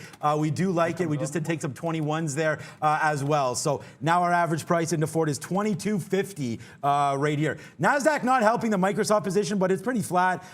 It's right here, $224.97 as we sat down there and took that $224.80 bid that we liked earlier. But we're not going to hold this too long, guys. Watch out for it to break the bottom. But we just did average into that at $224.80 there on Microsoft. Palantir, it looks like we're gonna have to get out of this one again. We made a mistake. Did we take an early trade yesterday on Palantir? I can't remember, but it looks like I said, it's breaking back down again. So here it goes. We'll probably get out of Palantir very, very soon. What's up, Beep? All right, guys, volatile name over the past couple of days. LAC, Lithium America, big move down yesterday after the pop the day before. We're heading back higher here, trying to hold 23 right now, but big volume spike there for Lithium America. So I just tried like a first little dip here. It's not going to be 240, so again, I'm not going to love it as much as I would have liked that 220 area off the open on CLSN, but it just pulled back hard. If 230 gets violated, I'm going to give this one about 10 pennies and see if we can get a push back up to that 50 to 60 area. I did get into some Ford. I want to give myself some room. I have some bids at 21 that have not been filled somehow, which is kind of crazy to me. Also watching Naked Brands getting to that 50-cent mark, guys. If it breaches 50, the floodgates could open, but I'm expecting to see a little bit of a bid down at that price. If I see a monster order, I'll let you guys know what's on that level too. Okay, so here goes Palantir. Looks like we're going to probably get out here on this quarter break. And then, I did this yesterday. We got out at the very bottom. But, like, if I don't hold it and the bottom doesn't happen, the bottom just keeps going out, then we take a loser. So we're going to watch out now to get out of Palantir very soon if it does break this. But then I want to look to see possibly about getting back into it here, because this was a big move down, a little bit unexpected as it does turn red now, Palantir. So Palantir to the downside. So that's 2 missteps, man. We took Palantir long, misstep on that one as as it breaks, this is what I mean, as it breaks the bottom there, so we lose on that one. But Ford working a little bit now for us, which is good. We go 2 for 2 on the Ford reloads, but 0 for 1 on Microsoft and then 0 for 1 on Palantir. So right now, today, some of those long ideas as no good right now. Yeah, so I mean, sometimes it's a little bit of anticipation here, and I didn't need to necessarily see if there was going to be a monster bid. I just looked at the consolidation on Naked Brands at 50. It's not a huge order, and I can't really show it to you because it's on a book that is not displaying at that price. But I got long, literally 50-30, directly in front of what looks like it's at least a temporary bottom on Naked Brands. And again, certainly a name that I probably would feel a little bit better about shorting. But either way, the move had already happened on me, and that's why I had to pick up a long bounce play, which sometimes it's like the reverse of shorting off the top, finding a level of support off the bottom there on Naked Brands for a little bit of a pop. Brendan? Tough to borrow for us on this one, guys, but Gene, if you're looking for weakness here, Gene just breaking downside. This one was up significantly, holding 750 in the pre-market, just broke on a huge volume spike, guys. Yeah, I'm gonna dip out of this trade. There was a monster, so 500,000 shares just showed up on the offer. Had a chance to be able to get out of Naked Brands basically flat on the last of my shares, so I'm just going to go ahead and do that. Watching Ford test this 1120, so I'm going to get out when 1120 breaks and look for a better dip. Maybe it'll be at 11 even. I did get into that CLSN on the dip. It's still looking like it's right around that 35 to 40 area. No real big change there. JAGX. There was a push. I would have liked it better at 350. There was a bit of a push. If it comes to 335, 340, maybe I'll have a quick little short off that one. It's up once again. Okay, looking to see maybe Microsoft, I mean, look at this move down on NASDAQ here. Looking to see if Microsoft wants to look at this 223 area and defend this little bottom here, 223. We did have some scattered trades down inside here. So 224.50, 223. We're not there yet, but it is making a move to the downside. So I think obviously this looks to be a profit-taking day after a monster day yesterday, but we could take some Microsoft about here, I think, and then try to hold out for that 223 break, which could be coming, guys, 223 on Microsoft. What's up, Beep? We haven't mentioned this one for the past couple of days, guys, but an $8 pullback here on the daily chart for Fubo TV, but an upgrade today on this one. So nicely higher 7% for Fubo. Okay, yeah, I was looking at Fubo, and I actually didn't write anything down, but that was going to be a good one for us earlier. Palantir coming back now. We could try to take the long where we got out this first little spot there, 26.25. So we'll test that. Thank you, Valeria, for the coffee. But here it goes right back to the downside. Breaking right now is Palantir. There it goes back. So that's a good out for us there, 26.23. We're holding a small amount of shares just to watch it. Here goes Microsoft, 223. If it breaks that, we're gone. But right now, it looks like the NASDAQ leading the way higher, but not some of these big movers from yesterday. They are not going higher. They're going the other way, guys. How could I? We talked about Airbnb here. Exactly what you might have expected is going to be. If I'm unhappy, it's because there's a push to the downside right to that 160 level. There's your like $3 or $4. I'm sitting here looking at 4, which I got shaken out of. I'm actually looking for a re-entry there. I got shaken out of Maxar as well, not Maxar, out of Naked Brands as well. When I saw the seller at 50, it's still going to go down as a profitable trade. I shouldn't be too angry with this, but overall, I could have had it all out for like 3-4% return there, right in front. I had 50-30 right in front of that level at 50 even. If we get back up to 55, 56, I might take a shot shorting it, but should have held on to the Ford. I think that's the big regret.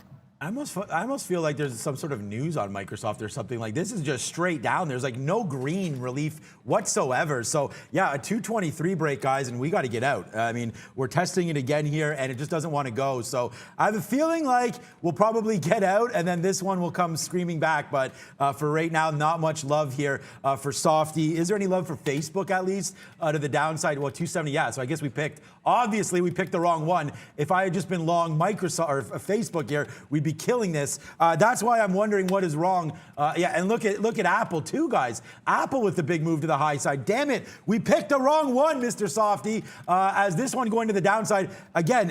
I don't know if there was news on this or not, but Microsoft, we picked the wrong one. Too bad, because I think we were right about tech today. Just the wrong name, guys. Wrong name. Yeah, there's a break on Naked Brands. I just got short when it broke that 50. OBLN's back below 7 even, but pre-market low was 670, so I'm not just going to jump in and change my sort of positive or strong sentiment on this stock yet. Brennan, what's up, buddy? Yeah, I don't see anything on Microsoft, guys, but I will keep an eye out. My chart not loading here. I'll show you the daily chart of this one. Another little penny stock popping up on a volume scanner, just testing $1 right now for this BSCT. Huge volume on this one, guys. Okay. All right, yeah, so find out about Softy here. I don't know. We're going to go long on Palantir when it does break 104, which should happen pretty soon. The high was 104.22 there, so I was going to wait for 105, but I think that this push should... Okay, good. We did get in. Whew, good. Thank God. I was like, oh, my God, don't tell me I missed that trade as well. But here we go. Fastly, a nice little win. We're long at 104.10. You can see that right there. So let's just see. Whoop, there we go. We got some more shares there. Now we're long at 104.10. It does go to 104.50. Maybe this high is legit, 104.75. So let's just wait and see here. We got to get out of this if it does break back down below this 102.50, 103. What is that VWAP or so? But right now, a big trade for Fastly. Nicely in the money, 50 cents, 70 cents now on Fastly. We got to take wins and we get them today, guys. Wow. What a beep. John, we saw that buy-in balance on this one. BFT at the open there. It came down, held 18 or trying to hold 18. Bottom end of the pre-market range here, but big volume just came in on BFT, guys. Yes. About to say here, this CLSN looking weak till about maybe like a $2 range here. I did have the one long 240 off of that 230 level. Now that 220, which I kind of had liked originally, has broken. I still look at that $2 range. That's where I couldn't get anything past that on the short side. For a bit of a level. Naked Brains just held 50, by the way. So in and out very, very quickly once again. I took some profit off when it broke 50s, but had to get right back out flat when it came right back up. I'm into this CLSN. If we breach 230, I'm going to probably be hands off until the opening range is done. It is a little bit whippy for me. Checking back on BlackBerry, it is sold off. So far, we're sort of resisting this one. If you remember yesterday or a couple of days ago, a couple of times we mentioned 12 to 12.30 as a potential support area. It just dipped off of 12.10, and there's some consolidation going on right now as we speak. So I'm watching out for a 12.30, a little bounce play with a 12 even stop. Okay, so we did get stopped out of Softy, but I got back in. So damn it, like why does this always happen? We get stopped out and then it starts to go for us. But we have the same position again, but we've already lost on this. So that's why right now we're going to take, like I said, take profits when they're there right now on some of these names. So here goes Microsoft. We're back to the long 223.12, and we just took some out in the 40s. So I don't like this stuff. Here it comes, just marching to the downside. Wow, I got to get away from this name because I like it to the long side because of NASDAQ, because of what else is happening here to some of these other NASDAQ names. But obviously, I'm missing something here on Microsoft, and we knew that early. What's up, Beep? Just a heads up, guys, on this E-hang. We've mentioned it pretty much every day in the past week or so. Finally showing a little weakness. 6% downside, trying to break 69 to the downside. You can also have a look at Luminar. I just saw a big volume spike higher today on LAZR. So I just got into BlackBerry when it broke that 12.30 area. Again, you know, if 12 even goes, we'll get out of this one. Pure momentum style play here. You know what's been going on with the name.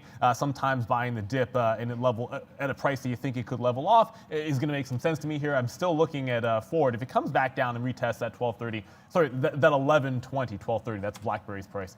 If that 11.20 area, I'm likely to try this one again, but give it a little bit more room. I definitely got out a little bit too soon, not believing in that. And Naked Brands, if it gets to 55, it just bounced off 50 again, I'll take a shot at that one as well to the short side. But trying to be patient on some of these names here. The other one, which OBLN, we talked about this yesterday, being that sort of crazy stock. It is still holding below 7 even for now. If it fails to get above that price, that was sort of that target area where it feels like it makes some sense to the short side. 102. Yeah, so Fastly falls down and we get out at 102.50 there. So yeah, today someone said, oh, that's the face that all the traders have when they're not winning. And yeah, I mean, today things going downside. We took a big risk there on Softy and then also on Palantir, and they both fell off. So you know what? I mean, today it looks like we're giving back.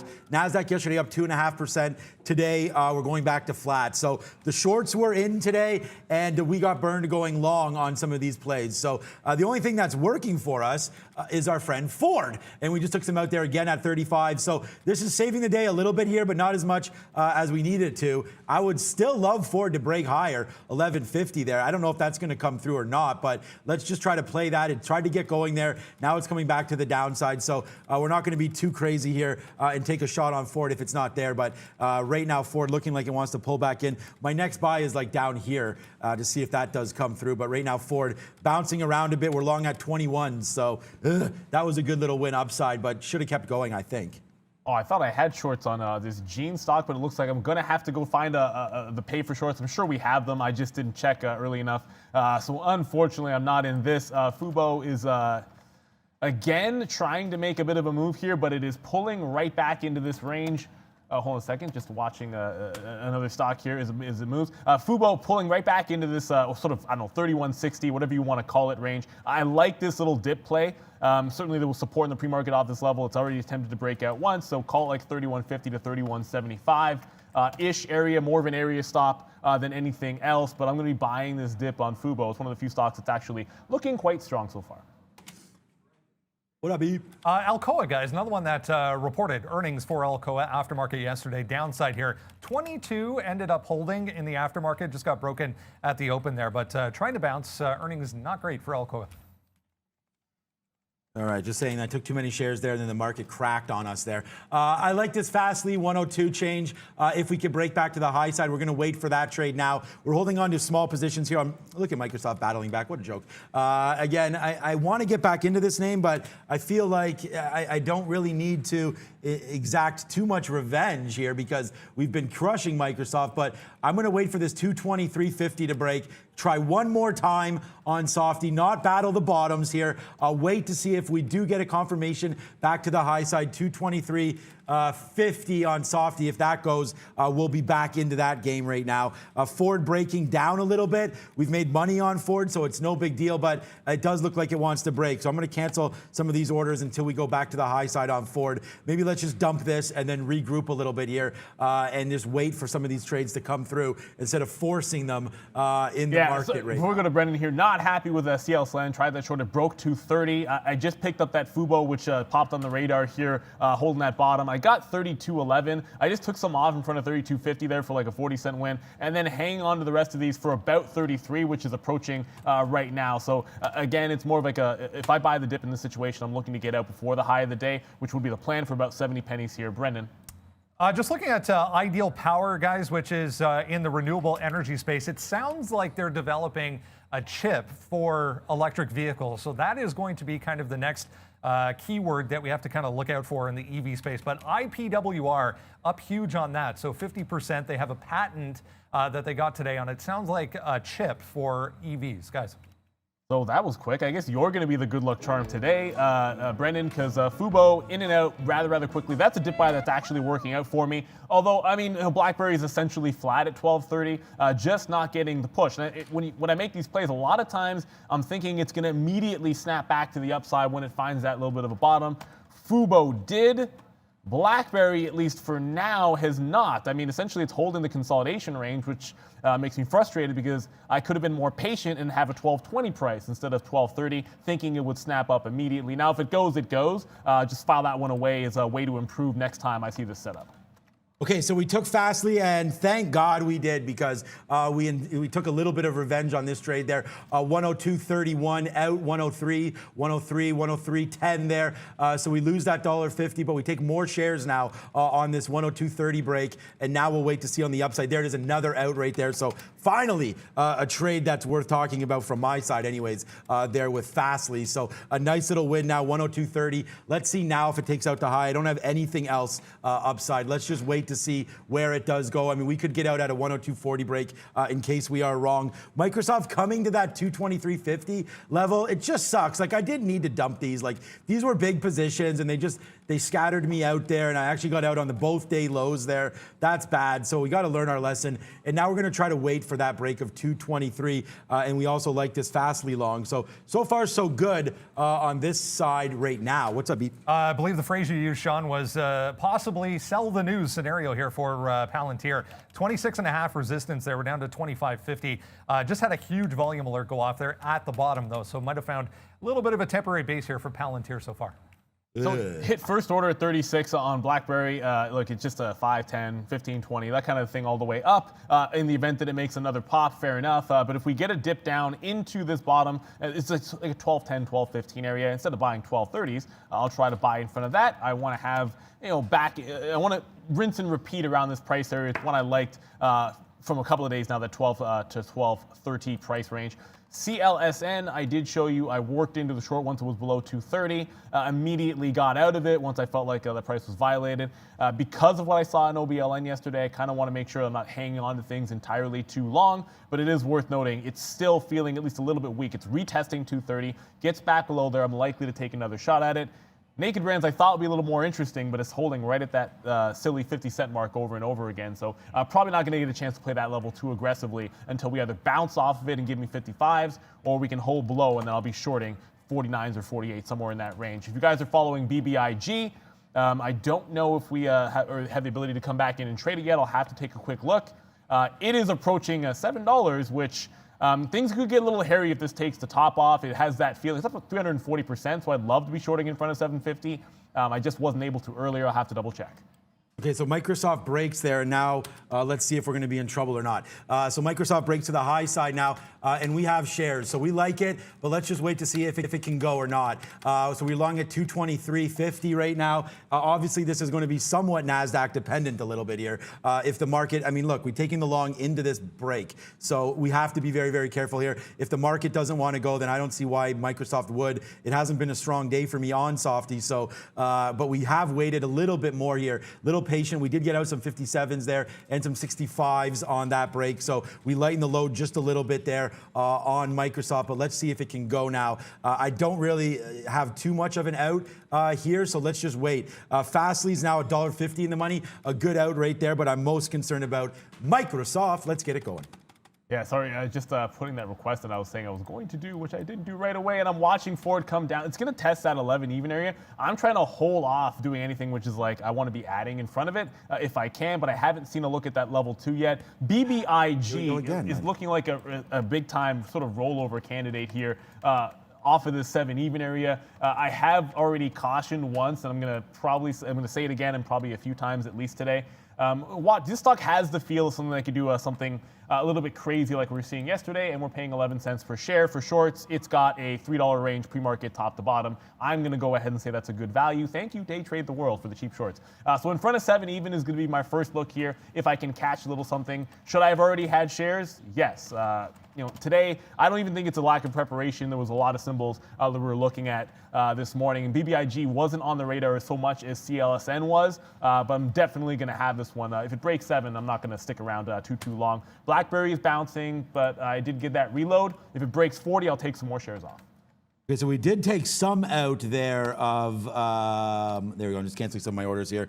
Make sure that Fastly is okay, yeah. Okay, so Fastly now making moves back to the upside here. Let's just wait to see what it wants to do. We did take some out, so that's a 102.30 long, out 103, out 103.30, and then out 103.80 now. Now we have 40% left. So, or is it, 40, 60% left, 50%. We'll wait to see now what it does at this 104. I just, if the market can go, Fastly can go too.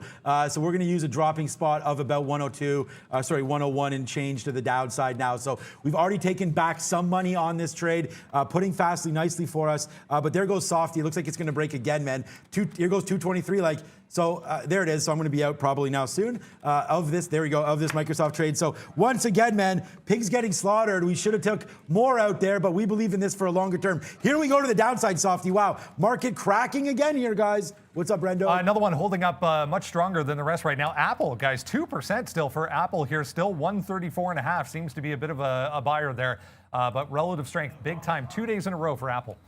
Yeah, I was honestly looking at the wrong one. Even to the short side, kind of looking at the wrong ones. Here is that 7 even mark about to happen on BBIG, and again, I'm going to be immediately out of it. This is the one time, if this dips again, now it's looking so strong, I'm probably going to have to turn around and be a buyer of it, similar to just saying forget about it and go long in BlackBerry, which I just got some shares out, but my eyeballs are glued right to this 750 to 780 area on BBIG, which looks like it has a shot to go parabolic. Watch out carefully for halts here. It's up 400%. That's what holds me off from going long already. I'll take more BlackBerry out if it gets to that 1250 mark. My price now 1225 to the long side there. Okay, here we go. It looks like Microsoft is going to drop even further here. So it's coming back to the downside. We're in their last shot here at Microsoft, down to 224.50. 222.50. the thing is, we talked about this big move upside, so we've just been fighting today these longs, and it doesn't look like we're going to win. We've already lost, so hopefully that doesn't continue to hurt us too bad. Fastly coming to the downside right now. We did capture some profits. It's right at VWAP. I think this is a good spot to get a little bit more out. Look at the spread though, right? 30, 35 cents. So you got to be very, very careful when you are trading those Fastlies. We talked about Airbnb a little bit today, and that's down. We talked about it in the pre-market there. I don't know. We didn't really. I don't know. Did you We just take it? No, look, I mean, I missed it, and it's frustrating, but there was probably too many things to be looking at today. And like when I said short the wrong names today, pie in my face because we talked about Airbnb. The one that's working out here is going to be BlackBerry off that little dip, and sometimes you just have to pay attention to the prices that you like that you have written down on your list and go with that. It just tried to get to 1250 or so. I have taken out the shares I will in front of 1250. My next order is all the way to 60s, and then see if it can't retrace at least close to that 13 mark. The other, I guess, squeeze play is what we're going to call it here. GME, GameStop, whatever. It did come back to the downside. I'm trying to be hands off because, again, you want to wait to see a volume spike come in when they do this live broadcast, whenever it might be. Or I'm just looking to see if there's a squeeze to the upside. If it breaks, like Sean said, 36 was a good level before. If it gets all the way down there and that support is broken, maybe you get some momentum to the short. But if you didn't have that short off the open in front of 40, there was pretty much nothing to see here, guys. Yeah, that was a good call there. We're waiting for 36 to break still on GameStop. One thing that's not going down is Snapchat. Snapchat, congratulations anybody long this name today, another 4% to the high side. It did try to take out that 54.50 level and stopped, and now starting to move to the downside. So this is the thing. I've been long a lot of these tech names today, and we are bullish thesis on them, but today it hasn't been working. So Snapchat now pulling back. I wonder if this could join the club to the downside. It's already up. Traders may look to sell some of these top names today just because of the fact that they're trying to raise some capital in case this market goes down. We're at all-time highs again for NASDAQ. So there's that 54.50 break. That did not happen. So that was a really good hold there for Snapchat, 54.50. So watch out if it comes back to that level. I think that's a good breaking spot for it, especially on the daily chart. But Snapchat did make a move down to 48 on some of that Twitter stuff. So watch out for that. Fastly comes out there, but we did manage to take some nice profit on Fastly. Out. And then our last out is right there on that last 10%. We did take some out right there at 103. What's up, Beep? APT, guys, one of the first things President Biden did when he took office yesterday was institute that mandatory mask rule on federal property. I instantly saw people on Twitter talking about who makes masks. This is one of those. APT on the NYSE ARCA exchange here just held 13, guys, on a big volume spike. So gapped up this morning, a little bit thinly traded, but looking a little bit strong as well for APT. Habit Labs, little Canadian content there. As usual, you're a good luck charm there, Brendan. If you can't beat them, join them. Every now and then, you just gotta grit your teeth and go along one of these things that makes no sense. But I just don't hold them. I get this 765 pre-market top break on BBIG. I got some out a little too early in front of the quarters, but the rest on a break of 8. So like I use the momentum of people's stops breaking long at 8 even to get out. I got some fills at 807 or so. So I'll go ahead and take the 40 or 50 cents on most of those entries. A little bit only for a 10-cent win, and then just walk away from the trade. Certainly, there's the chance that it goes continuously parabolic. I was mentioning how strong it looked and why that short was very short-lived. I guess that's a horrible pun. This could be one of those today, and if it is, if I do short it, it's going to be after it halts, more than likely, or after something absolutely too crazy, right into an even level like a 10 or something like that. I just don't want, this is not going to be the one that I get burned on 500% and not making sense, and I don't hold the longs. It is what it is, guys. I know it's going to look ridiculous getting in and out, but if I can take that 50 pennies and run on something that makes 0 sense to me, that's what I'm going to go ahead and do. Okay, so finally, yeah, and again, that's what we're talking about. We always preach that, right? You gotta stick with your guns and stick to your plan. And so, yeah, with that being said, I just see some green finally here on Microsoft. We're in the money now, 20 pennies, and we were 30 or 40 pennies. So I did take some upside there off our 222.80 long. So we did take a little bit of profit there. I'd still like to see this thing get back. Again, don't know what was really going on with it.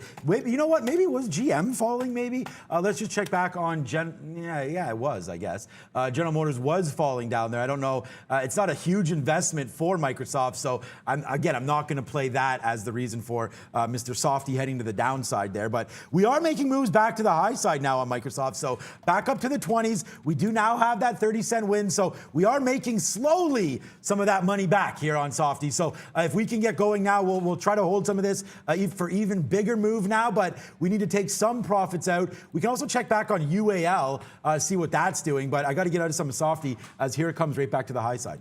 Yeah, I want to quickly come to Fubo here. I did get out, like I said, usually that dip buy is going to be a scalp trade. It's now broken through high of day and giving you a consolidation higher off of about a 33 level. So what I want to try and go ahead and do, and usually I want to wait for a dip into VWAP. This time I want to take one shot in front of 33 just in case there's a bigger bounce a little bit earlier. Ford it's holding below VWAP, and I think it's positioned rather nicely to just sort of hang on to this one. I sort of gave up too early and said, you know what, I still like those price aroas. Once it dipped down and didn't held 11, didn't break even 11.10, that's when I decided to pick up some more shares here. So you'll see like a 23 price to the long side. If we break up VWAP, I'll get some out and then look to see if we can hold towards that 11.50. Because of Ford's liquidity, that 11.50 mark, I do anticipate there'll be like a size order there. I'm probably going to want to go ahead and be flat in front of it just in case I can do that whole scalp a short at 48.49 and then play a break at 11.50 will be the plan if Ford continues this slight bounce it's having.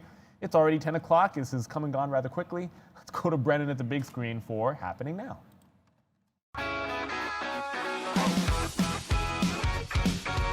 Hey guys, yeah, just like that, 30 minutes in the books. Let's have a look at North American markets here. Pretty muted action so far as the overall indexes are concerned. You can see both the S&P and the Dow back in negative territory, only just going red. Now they're flat. NASDAQ here positive though. Both the composite and the 100 nicely higher versus these two, but struggling overall. The Russell, yeah, downside 0.5% for the Russell. Remember, all of these were in record high territory yesterday, so a little bit of a pullback it looks like so far today. Here in Toronto, TSX 0.5%. Brazil down about 1% so far for the BOVESPA. A few things from the watch list, guys, to have a look at. Look at this bottom on Plug Power here, 58.5. Tested it twice. We're right back to the top end of the range, 61 being tested right now on Plug Power, looking like it might want to go higher. There we go. Now we're switching. The other one I wanted to mention was this one, Gene, G-E-N-E, little one, 780 and then 820. Hard to borrow for us, but this one looking decently weak right now, although holding $7, guys, for Gene. Yeah, and we did say this about Plug Power, and I said I wanted to hold off. I wanted to see the opening range. I wanted to see if it held that bottom. Typically, you get that short sell report. Now that it's done that, it's not an automatic breakout trade through 61.40. I would reserve personally more risk for a chance to buy off of these levels here, maybe like a 60 level first, or ideally off of a 59. But it's not to say that I'm not going to have shares on board on a 61.50 break. I'm probably just going to have a third of the position and want to have some for a bit of a dip buy. So and we're looking to see if that 58 to 59 would hold, that pre-market low. It has. So all systems are going to be go. I think Plug has a chance to rebound today despite the short seller report. But it is worth noting the breakout trade not always the best one for these setups. That's why I think a little bit of tentativeness when it comes to that play. I'm going to go to back to BlackBerry just to remind you guys. It got north of VWAP here, so the next out was in front of that 1260. I did get the fill at 55. Still holding this position. I'm going to throw some orders out just so I can get some between 75 and 85 would be the next target to the upside. And try to hold like a 10% just to see how far it goes. I think with a squeeze play, usually it kind of makes a little bit of sense. And certainly we saw this play out with Sean's GameStop trade initially early on.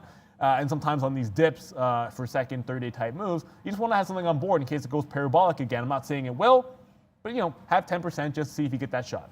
Yeah, exactly. Great trade there. Great pickup at the bottom there for BlackBerry. I wish we would have done the same there for Ford, but we're back in on this VWAP break, so we're going to wait to see where that one goes for now. So Ford right now trying to go. We did take some out at 28. What am I long? 26. So we just took 2 pennies there, but we're going to try to hold the rest. And Ford's been fine for us. We're positive on the stock today, so there's been no problem. But yeah, I just thought it might test that little VWAP spot there before fading back in. So now Ford coming back to the downside here. I think an 11.20 break, and we're just going to get out. We do have a little bit too many shares to hold it back through. So watch for this 11.20, because I just think if it breaks 11.20, we could get back down to 11.10 or so. I felt pretty good there because Microsoft went all the way back down, but we did get out. So right now, just to let you guys know, we're in about 40% or so of our Microsoft, but the NASDAQ trying to go, but not right now. So I'm debating getting out of everything here on Softy. Not everything, but maybe leaving 30% or something. But right now we do have 40% left on, so we could take some off here. Now it's starting to go a little higher. So that's kind of my target, are these levels, 40s. We did get we got 38 there.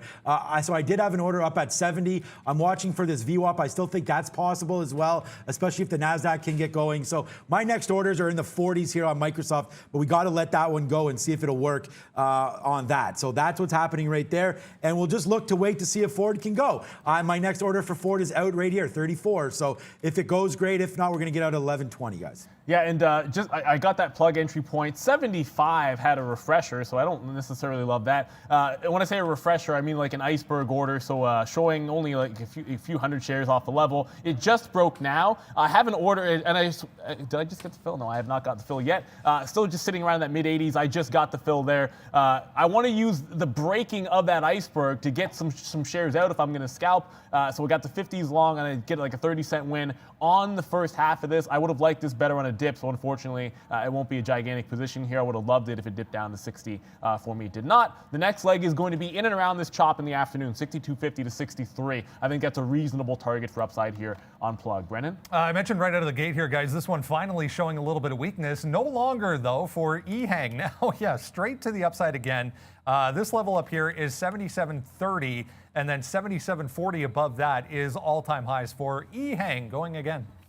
We talked about EHang yesterday, I think, too, didn't we? Yeah, some of these stocks, guys, multiple day movers there. You got to watch out for those. Hence why we're in BlackBerry. Hence why we're in some of these other names that are trying to make some moves here for the second day in a row. Which reminds me, no GameStop yet. So let's just have a quick look at GameStop and see what's going there. 38 still. It does come down.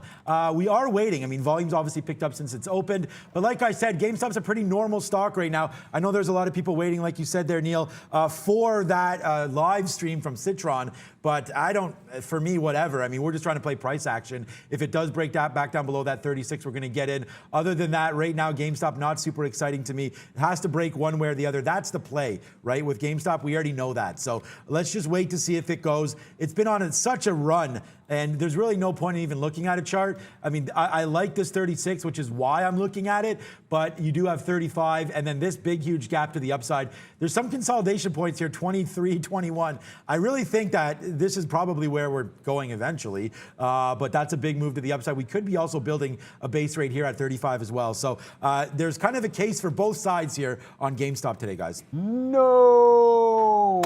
That's never good. Oh my goodness, naked brands. This is like the morning of, and this is what happens, right? So you're seeing, like, I go long in BlackBerry, which I don't normally do. I go long in Plug. Usually I'm trying to short some of these things. I go long in Ford. I go long in BBIG.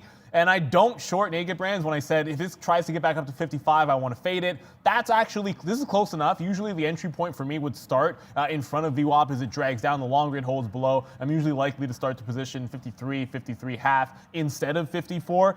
You're going to see here, it just broke 50 again, showing some weakness, and that's going to mean I got in on the 50 break. So once again, I'm shorting the 50 break instead of waiting for the pop. We'll see how it works out this time. I just feel like at some point the floodgates might open up on this one, and I want to be involved when they do.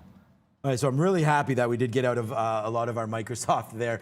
This just looks crazy on Microsoft today, guys.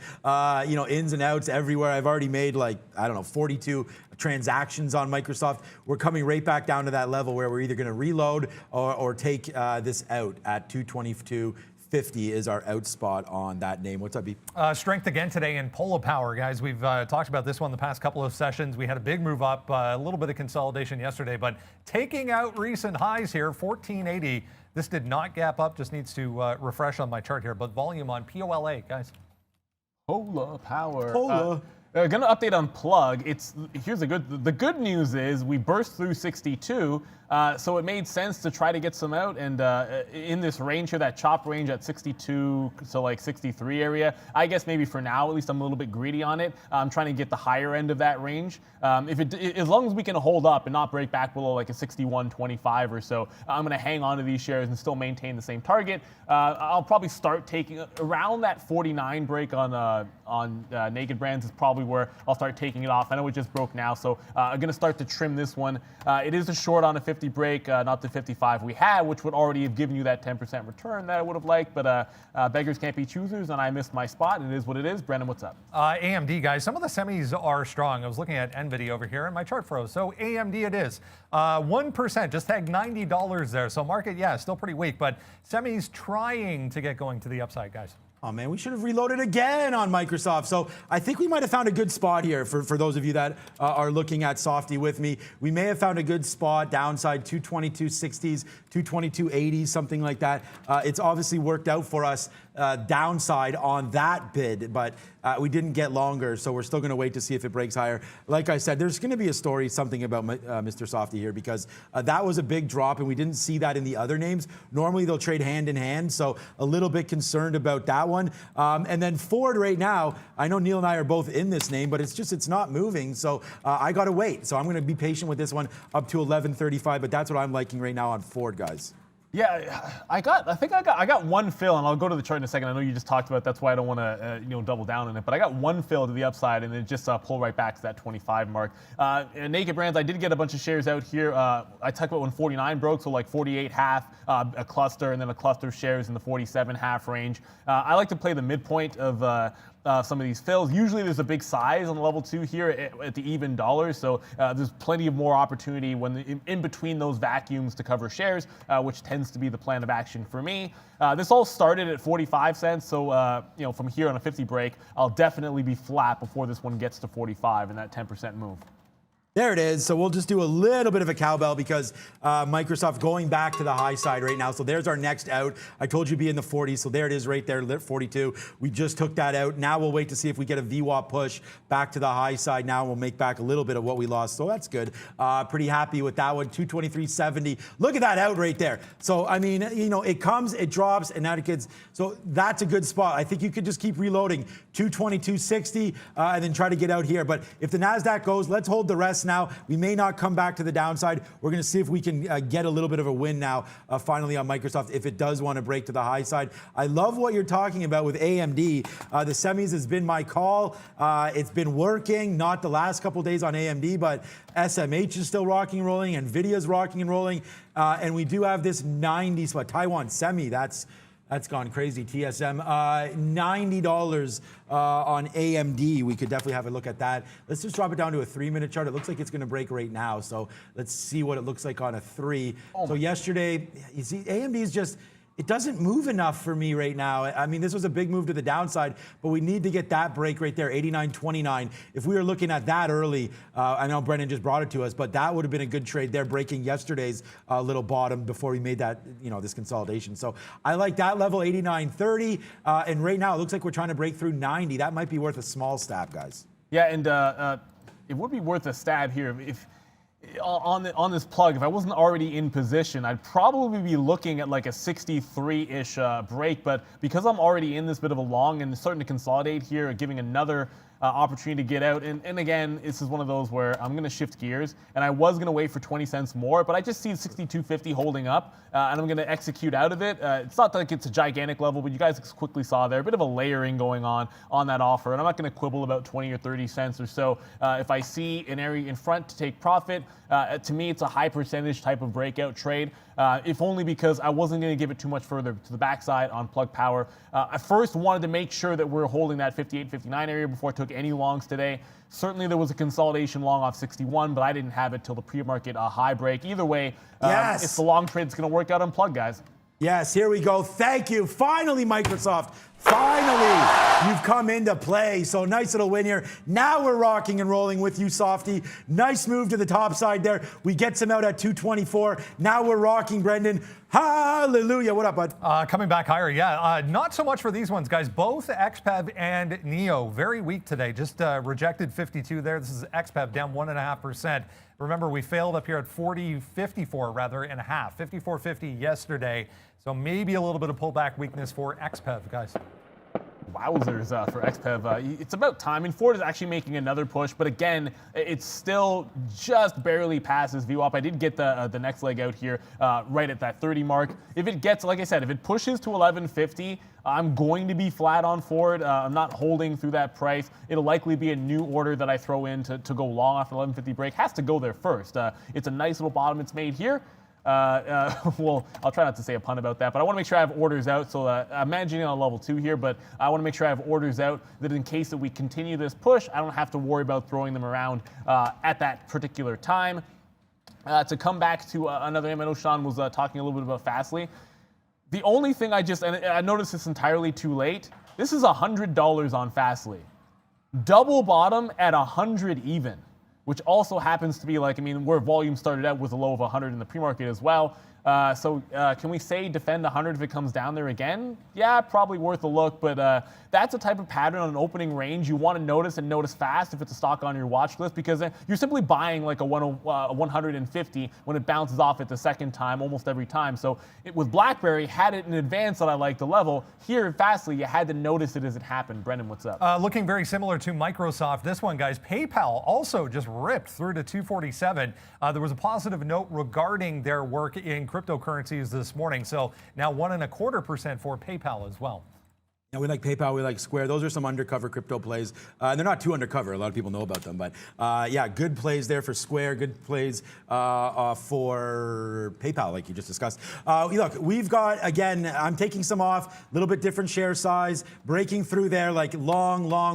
Got to be patient, man. And I just feel like Ford, didn't give it enough. So we are getting some out now and getting a little lighter on this position. So we like Ford, but we are getting lighter on it right now. Look at you, Softy. Hells to the yeah. Facebook going off. What's up, Arun? Yeah, $3.99. I told you guys about Facebook. I tried to buy some. What's up, Charlie Trigg? Thank you so much for joining us here live and becoming a member. We do have our Q&A on Monday for coming up for that. I just screw off, honestly, Microsoft to the high side right now. Like, these are all buys, man, here. But we did get out when it broke some lows. So thank God we still have some on board here as we rip to the high side right now with Softy. That is just working right now. So good trade there. Facebook, I did not get filled yesterday at 263. That was close to getting filled in the personal account. I wish I could have punched in while we were on the show, but we could not. So we almost get filled in the pre-market there yesterday. Now Facebook to the high side. I told everyone here yesterday my play on Facebook and why I thought it was great and why their earnings are going to be fantastic and why I think this is a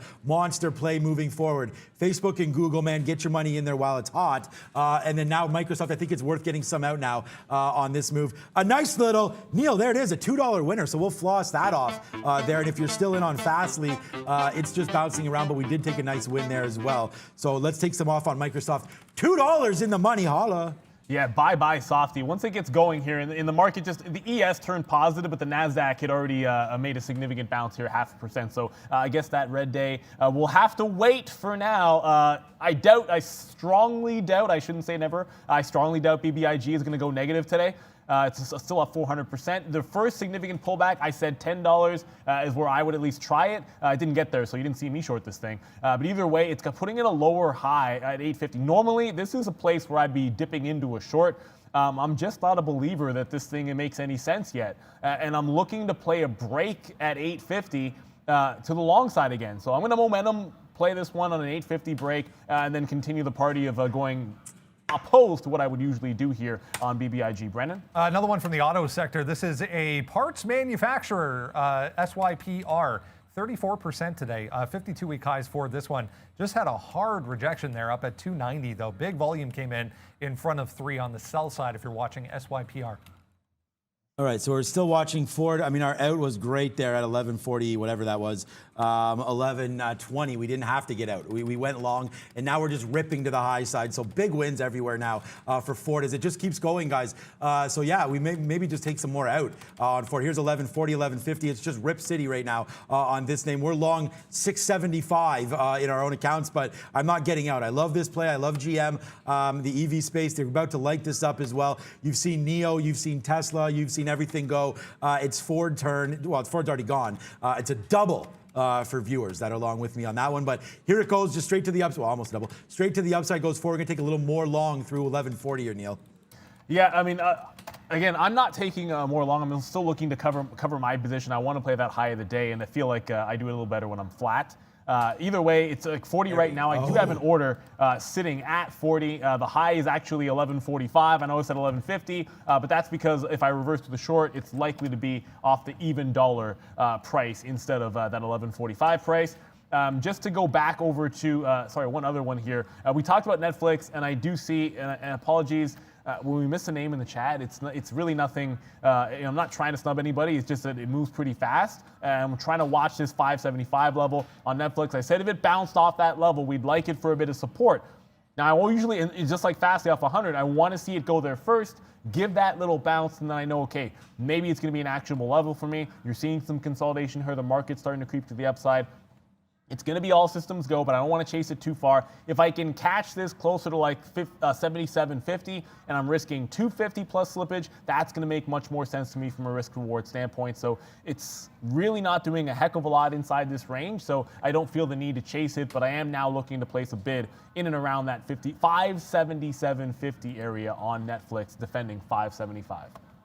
Okay, so we're getting out here some shares anyways on Ford as it just looks like it wants to go. We did take some more long there, but it doesn't look like it wants to go too much through 41. So let's just see. I did take some out there. Goes 42, 43. Okay, so now goes Ford upside. Good trade. We could take some more off right now. I mean, we are taking some off right here. So let's just keep doing that. To the high side goes Ford. Yeah, good trade. Long through 11.25. Too bad we didn't have these longs where we were actually still long. That was not a bad out there at all. That was a small piece. So we've loved Ford. It was on the sticky note early, and there it is, 1120 to, I mean, look at these levels I wrote down on the sticky note. You can find out 20, look in the middle, 1120 to 1140. So let's have a look at the chart. 1120 to 1140. That's where it's traded all day. It just hung out here. It did make a move down to 1112. That would have been pretty sweet, but here we go. A beautiful win right now. Cowbell alert for us on Ford. We bring our day back alive a little bit here. And Softy up that $2 as well. So big win on Ford and big win on Softy, guys. Yeah, and here comes Ford. I said it on Ford, if it gets to that 1150 mark, I'm going to look at that offer. I just got my last shares out there for the long trade. And I would look at, stare in the face at 1150. Whoa. It's not it isn't actually a massive offer there, but I am going to take a shot, at least the first time that it comes through at the short end, see if we can't scalp in front of that 1150, if it can hold up. Again, pure momentum play here in a scalp trade, so I'll probably be out of it even if it goes to 1140 on a retrace. It is 10:20. Wowzers, this is all happening pretty quick. Fast morning here, time to get to Brendan for the small cap recap. Hey guys, yeah, let's go back and have a look at some small caps that were moving around this morning. We'll start with this one, TRXC. If you remember, this thing's had 2 or 3 day move. First upside yesterday, we had the big reversal after a gap higher. So I was looking at this one for a little bit of continuation to the downside. 350 up here. Really wanted a test as we headed towards the open there of 350. It was just weak, very, very weak, identifiably weak. In fact, 335, 330 ended up being some resistance. We're all the way down to 280 now, pushing on day lows for TRXC. We'll jump over to JAGX. Talked about 375, 4, and then 420. Another one that was just very, very weak, just grinding to the downside. I mentioned 350. It failed at 350 there. Needed to stay below. It did. Really not doing much, though. I still want to see maybe 310 if we get another leg to the downside on JAGX. Last one here, ADTX. So good news, bad news. Short was, I really like this one on the short side today. 410 was the level I was looking at. If you go to a daily chart, you'll see why. So short in front of 410 didn't work. It was, again, identifiably strong in this case. So I forced myself actually to take the long here. That was a $1 move to 5. We're now $1.50 higher than that, guys. So ADTX, a crazy one today. So we missed You the couldn't Ford even break. get you could not get that break. Like you paid up to like 55 to get it short, like 49 for me. If it pulls back, I think it's going to be worth a shot at taking this one on a retrace of 1150. If you couldn't get the break, maybe you can get the dip. Yeah, watch out. I think they pushed this too high, actually, to be honest with you. I'm starting to pair a little bit off right now. I think they pushed this one and they got it. So I'd be very, very careful with Ford. I am back long. I mean, I'm long 11.55, but I am taking some profits out here, 57.58. I think that they pushed this too far. So let's just... I don't know. I don't want to get out of everything, but this was a big push that they just made on this stock. So let's just think about getting some more out. We just took some more out there at 54. Nervous about this one, guys, but we got to hold it. It's a good stock. Let's just keep holding the rest. Now, we did lighten up a little bit there. I was nervous. I just think that this move that it's just had, I mean, check the 1 minute chart. Like, I couldn't even get the 51 break, the 50 break, but I mean, we were long again in there, long again here, long again at 55, but I just did dump probably too many because I guess I'm wrong. Here it goes through 1160. Yeah, and I guess... Hallelujah. Yeah, I'm sitting there thinking you can get, it would pull to give you like 52, 53, which it usually does. No pullback in sight, so it looks like the break was the only one you could have there on Ford through like 60, 62 now? What are we even talking about? That's crazy. I cannot believe I actually got out of that long and waited for the dip. You can see my orders there. I'm going to cancel those. If it pulls back like 10, 15 cents in a couple of minutes, I don't want to get long that way. I'd probably wait for it to get down to the 1140 range if it snaps back here. Yeah, you're seeing me getting out right now as well. So that was crazy. I didn't believe that break at 11. I mean, I believe the break. I just thought that 11.55, there was some kind of resistance there. And now you're seeing a little bit of resistance now as the offer's building up and they're unable to take it out. But I mean, the bid still keeps getting stronger and stronger. 66 million shares, man. This thing is rocking, B. AGO, guys, another one rocking. This one downside, though. AGO is sure Genuity. Yeah, and reassure. Downside, apparently a short note floating around on this one. Haven't found it yet, but down 4% plus if you're looking at it. It's been strong on the daily chart, but just got flushed through 38, guys. I'm seeing some chatter, at least a little bit. A couple people were talking about GameStop here. I see that it's making a bit of a move here. It's still inside the range as far as I can tell. Again, I mean, if 40 breaks, and you get that top break, whenever they actually have this live stream, who cares?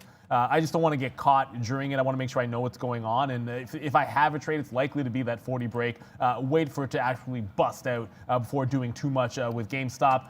It's going to be pie in the face because Ford, look, it's continuing this run here. Yeah, buddy. It's like 11, and again, it was a good long, and I kind of wish I hadn't taken it off in front of 1150, but you got to stick to the plan that you're looking for. I just thought there'd be a chance to get a dip on that break. It extended so far, and that's what we're getting at. It extended so far in the break that usually it overextends when it gets like a 57, 58, snaps back, gives you like 50s and 51s, and then you'd see a continuation. That's not what happened here, so sometimes experience leads you down the wrong path, and it did with that potential breakout there, secondary breakout on Ford. If this continues to go parabolic, usually Ford is not the stock that won't have a bit of a turn. I'll probably wait for like 75 or 12 even to take any shot shorting this again. We're just waiting for this to keep going, man. We've already been out. We just did cash out 68, 67s as well. I want to give a big thank you before we go to Brendan quickly. Thank you to Arun, man. Thank you so much for the Ford car. You're welcome, although you guys took it out. I believe. Hey, I believe too. I'm in. So Ford's a good one. We've been long Ford, like long. This is the current long that we have. So you believed and I believed, my friend Arun. Thank you so much for the super chat there. Means a lot to us. What's up, B? Guys, looking at this, which is not Ford. This is Forward Industries, but Ford on the NASDAQ, trading up 26% today on huge relative volume as well. 52-week highs. Looks like it's a holding company that owns a couple of apparel makers, so I'm going to double check on this one. But Ford is not F, if you're wondering. You've got to be kidding me. You'd be surprised at how often those happen, and you see those crazy moves like that, but it is what it is. We'll sort of move on. I want to go to EH. If I can, there we go, loading up. First significant dip off the top here, and that's like a $4 pullback. It's in the middle of engaging in off of 82. It'd be interesting if it can hold this 78. I'm also watching BBIG, which is also in the midst of a little bit of a pullback here. Of course, that's EH. I don't know why we didn't move. There we go.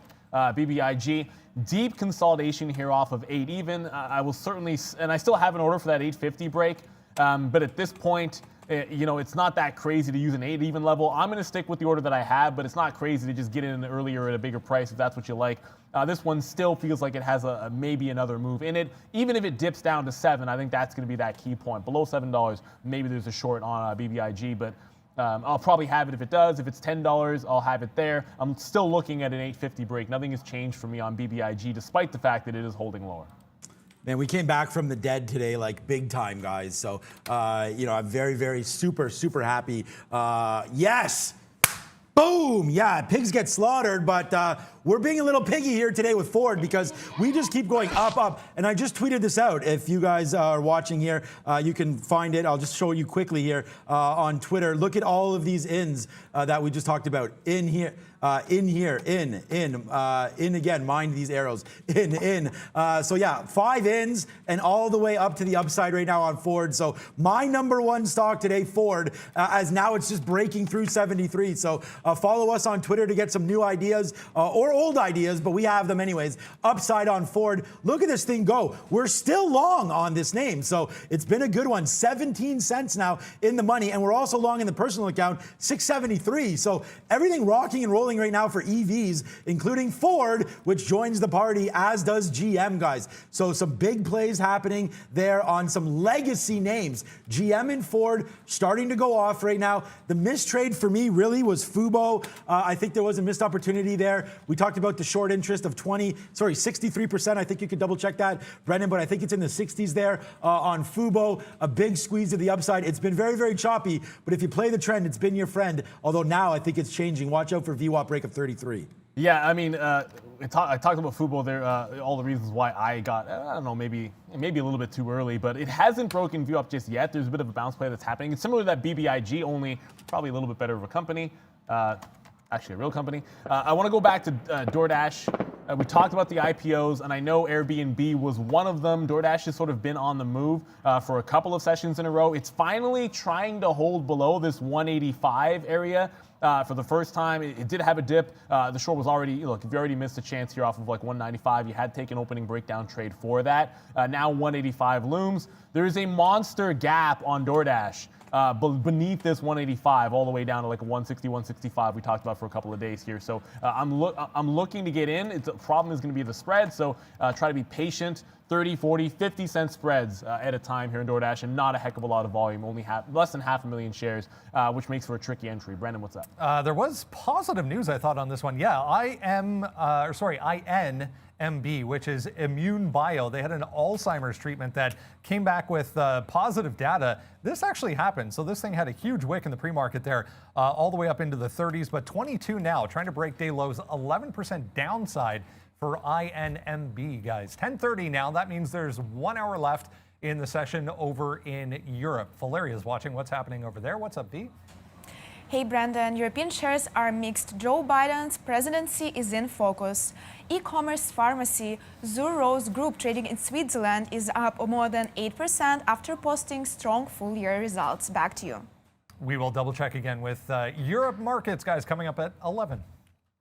Good. It's already 10:30. Wowzers on that one. Wow.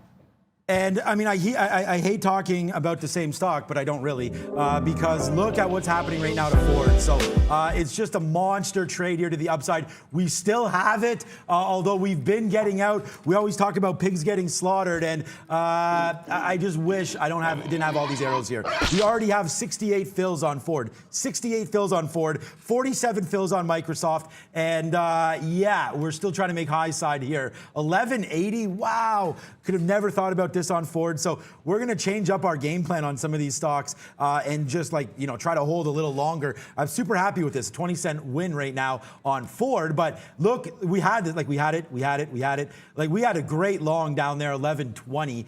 Now it's up to 1175, 1180. Worth taking off one more piece, and then I promise, guys, we'll hold it, because right now we're in uncharted territories with Ford. It's only up 8%. It can go more. Let's take off a little piece here and then just see if we get one more spike to the upside. But what a great trade this has been on Ford, needless to say.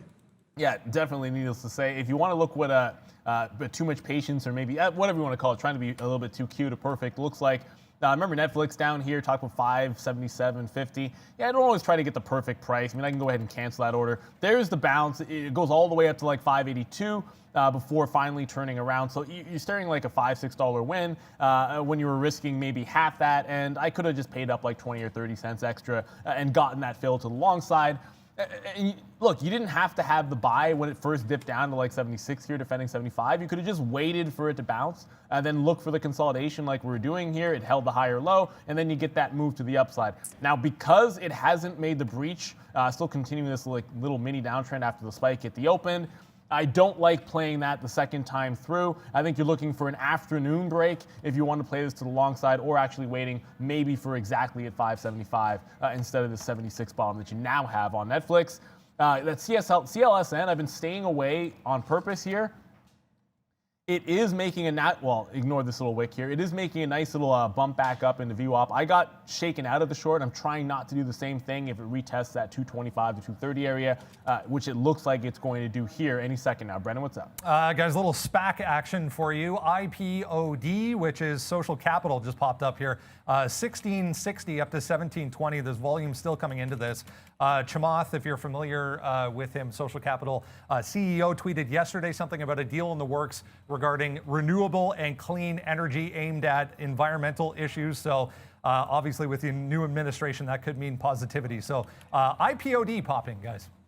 Good one there. I know you've been liking that one, Brendan. Congratulations. Anybody in IPOD, great call. I like the logic behind that because they've already done every other symbol. So they skipped D and went to E. So IPOD, a good one there. 11, I mean, so there we go. So Ford, still going. Microsoft, it's been our biggest loser today because it did break us down here. So we averaged in, and I was just saying to some people on the chat there that I know where I'm screwing up, and it's believing in some of these names and not being patient enough to pick bottoms. My largest trade was right here, but we did dump it in the upside on this move because we were thinking that it was going to keep breaking through 223.40 or so. Like how many times it kept stopping, dropping, stopping, and then finally that break upside, and we didn't have enough shares on, but we did get out on that VWAP break back to the downside of 224. So right now a good trade on Softy, but it has been the worst one for me today. So that's what that is. Palantir, we're still holding it, but this is just a small one. I'm trying to wait to see if it gets going again. And right now it's having some resistance at 26. I may get out of a little bit right now, but a 26 break, this could be kind of like Microsoft, where we're building this base right now, and we could get a little bit of a win here on a 26 break. So that's kind of what I'm waiting for here on Palantir, guys. Yeah, I'm still working a position in Naked Brands. It's a boring stock below that 50 cent mark, but I'm still working that position beneath it. Sort of regretting, like you and Ford, regretting not holding on to some of this plug power. We talked about this in short seller report. If you hold support after it comes out, which it did at that 58, it's usually a very, very good long. It's entering another breakout right here. 64-ish, or like 63.75 or so, is a bit of a double top. It's just putting in here, and I jump between time frames. It'll be 1, 3, and 15 in a daily chart always. That was the 15, which I like to look at, but you're seeing the 63.70. I like the 75s a little bit better. Plug on the run. At least for now. I'd like to see this fail break through 63.75, maybe not get to 64, dip down and give you something a little bit better in terms of an entry at like 63. That would be fantastic on plug, but it could just be a pure breakout at 64 even instead. Brendan, what's up, bud? PCAR, guys, PCAR just popping up here. Interesting story. They're teaming up with this Aurora driver, which makes autonomous vehicles. So this is a heavy equipment machinery maker. So they're getting into autonomous equipment manufacturing, it would appear. So PCAR on the NASDAQ, 8.5%. Big pop on volume here. Yeah. Oh, Everybody wow, knows all about PCAR, of course. No, I'm just joking. I don't know anything about that one. Go ahead, Neil. Palantir breaking through 26. I just want to go long through 26.10. We should have took 26. We missed it. So now we're going to wait one more level. This little spot right here, 26.10, guys. Good trade on Palantir. We talked about it breaking. Yeah, and bye-bye, BBIG. Good luck with any stop orders filling rather well here on BBIG.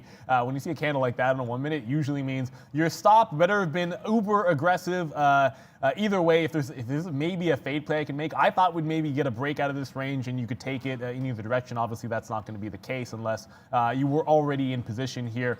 7 even is still looming. That was a bit of a breakout point. You can see I covered a short, then got long off of a 750. So I'm really looking to play a bit of a bounce here if I can, and then short in front of this same range. So I might peg like 775 to like 790 as an entry point. Somewhere in there might make some sense just in case we get a VWAP bounce on BBIG. When you sell like that on volume, a lot of times it can mean the turn, and then it's a little safer to short. That 12 is going to come on Ford. It seems absolutely inevitable now. Yeah, we're still long that Ford. Wow, okay, yeah, good call. I've been looking at this Palantir here, but yeah, Ford, what a great call that's been, obviously. And we can't just keep talking about Ford, but it's been exciting, and I know a lot of you are in that name. So follow on Twitter for my ins and outs there, as I probably won't be talking too much about it. Okay, so we did take some Palantir out there. So now we go long at 10s. Missed opportunity. It should have been right here at 26. I don't know what happened there. We should have got long, and then I had to get patient and wait for 10s there. So we took some out there again at 14. Oh, actually, I'm long at 11 right now on Palantir. So we just took some more out at 14. It's kind of just bouncing around here. It goes 16s. Upside on Palantir, maybe where we fit initially, got out 25s. You know, we trade the quarters around here. So Palantir, let's see if it wants to go, but only giving this thing back to 26. Not going to lose on this one once again, guys. But Palantir looks like it's breaking higher here. Yeah, and I was going to wait for a bigger pop, but I just saw a quick little iceberg seller at like the 25 to 30 area has been interesting on BBIG. So I took a quick little shot there. There was some big sellers at like 25. There was an iceberg at 30. So I'm going to play in front of it.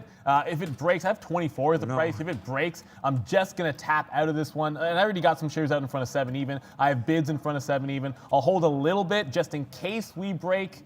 You know what price, 7 even, guys. So I was going to wait for a bit of a deeper push to the upside to get into this one, but when I see that in the level 2, I'm going to try and take advantage of it. So a bit of a quick look here. 725 was my actual price. To the short side, 26 was just my last entry. Hang on to the last of the shares here, and just in case we break 7 and the floodgates open up in BBIG, which I now feel a little bit better about shorting. Okay, Palantir is having a problem, so I just took some out there at 8s again on Palantir off of our 11 longs. So I'm a little bit nervous about this thing breaking back down, so I'm just going to actually cancel my stop order through 99. Actually, sorry, I'm going to keep that stop order there. What am I saying? We're going to keep it down, breaking through this 26 again to the downside and get out if that does happen. Maybe a break of like 94, 95 there on this name. We'll see if that happens. Sell side down on Palantir, as it seems like it doesn't want to go. Good call there on Ford up to 11.95.12. We're still very, very light now. We have 10% on this 35-cent win right now on Ford, guys. So we're really happy with that one. And we just got to watch out for this Palantir. BlackBerry falling now too. Yeah, you know what? I actually should get back to BlackBerry because I did leave on the last little bit of shares. And again, for like that home run play. But usually, sometimes I'll put in a trailing stop. I've been saying why I got away from that at least a little bit recently, trying to hold on for these winners. When you're down to that 10, 15, or 20% of your position, I just feel like at that point, you know, unless it violates this bottom, I might as well hang on for the bigger win. If I had half the position, maybe you take some out there when it breaks VWAP. It's 10:40. Time is flying. It's time to get to a mixed board, it looks like, for Sector Watch.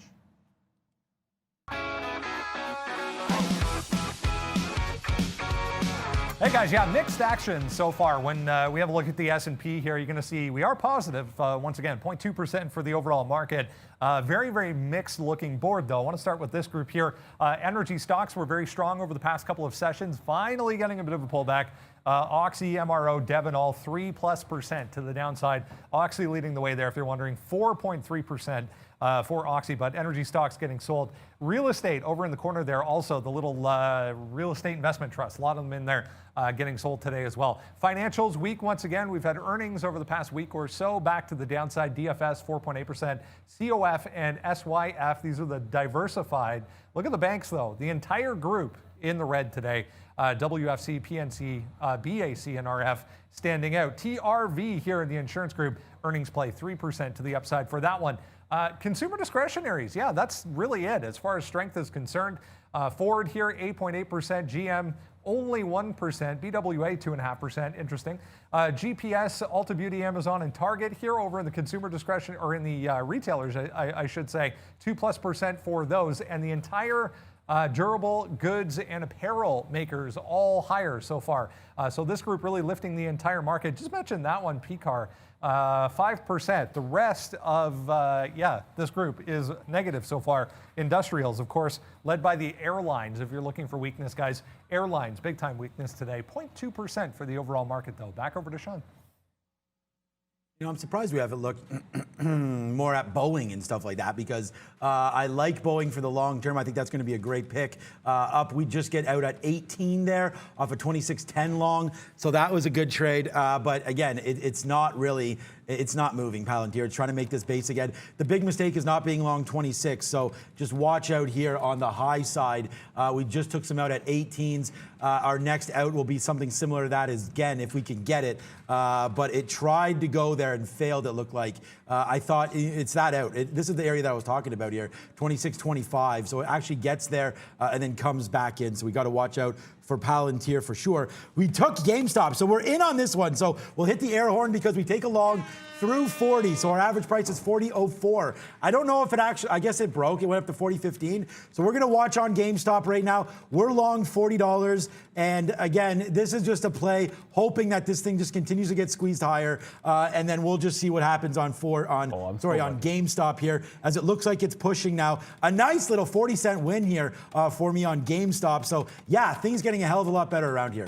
Apologies, my chart literally just crashed like 2 seconds ago on my 1 minute. I just took a break, a little bit of bathroom break, and I canceled my stop orders to get into positions. Usually when that's the case, I sat down and was still able to get 40s. In fact, I got 39.99. So that is pure dumb blind luck on my part. I just took some out in front of 40.40 and see if we can't hang on. Like I said, the only trade I was really interested in was the break of 40 even, and that's the only thing I would have until we see what's actually going on with this whatever short seller report. But I have to go fix my charts because for some reason frozen on GM there on GameStop. The other trade that to come back to, I was just talking about BlackBerry. Oh, of course, that's frozen. So I'll go to the 15-minute chart here. Just talking about BlackBerry, it did dip back in. I'm not going to add to this position unless it's a bounce off of 12 even. The current low of the day, that 12.10 doesn't interest me too much. I'd rather play off that even dollar level, guys. Okay, so Palantir, finally, guys. We haven't done too much of this today, but we'll go arrows up, and then we'll drop down, we'll explode some money here, because now we're finally getting out, and I actually wish, obviously we talked about that 26.10 level, that's where we're long, but a good out anyways to the upside on some of these Palantir trades. And you see, it's so choppy, man. Like, it was rocking and rolling, and then it opened up 7 cents there. Like, that's why I get some bad outs sometimes. It's just how crazy choppy these stocks are on the upside. GameStop still that 32 cents in the money, so we like that one. I'm going to hold. I did take out a third right there. Let's see. We do have a 42 top from a couple days ago, so 41.18 was right there. Let's see if it continues to go. GameStop, we're still long that one. And bye-bye, here goes Palantir. A nice runner now out of the high side for Palantir, so let's just keep getting some off. Hell yeah! There we go. We'll drop down the money now. We'll rain it down. Palantir making back what we've lost already. We did make a nice little comeback on Softy as well. So the day that was once horrendous is now slightly horrendous. What's up, Beep? Pola, guys, mentioned this one earlier, but another day high here for POLA, now 31%. This is all-time highs now for this one. I did read that they announced $100 million in financing they secured overnight. So another catalyst here to the upside for POLA, guys. You love Pola. Yeah, you always bring us this Pola, so I think it's about time that one of us looks at it, I think. I don't know if you traded it yet. I was about to say that. I have traded in the past. I didn't look at it today. Before we get to that, I want to note here, GameStop turnaround at 40.50. One of the reasons why I like taking some profit. I think it has a shot to make a secondary push. This was on volume, good volume, that little breakout through 40 even. So I still want to hang on to it, but a good idea to take some profit, probably in front of 41 as well.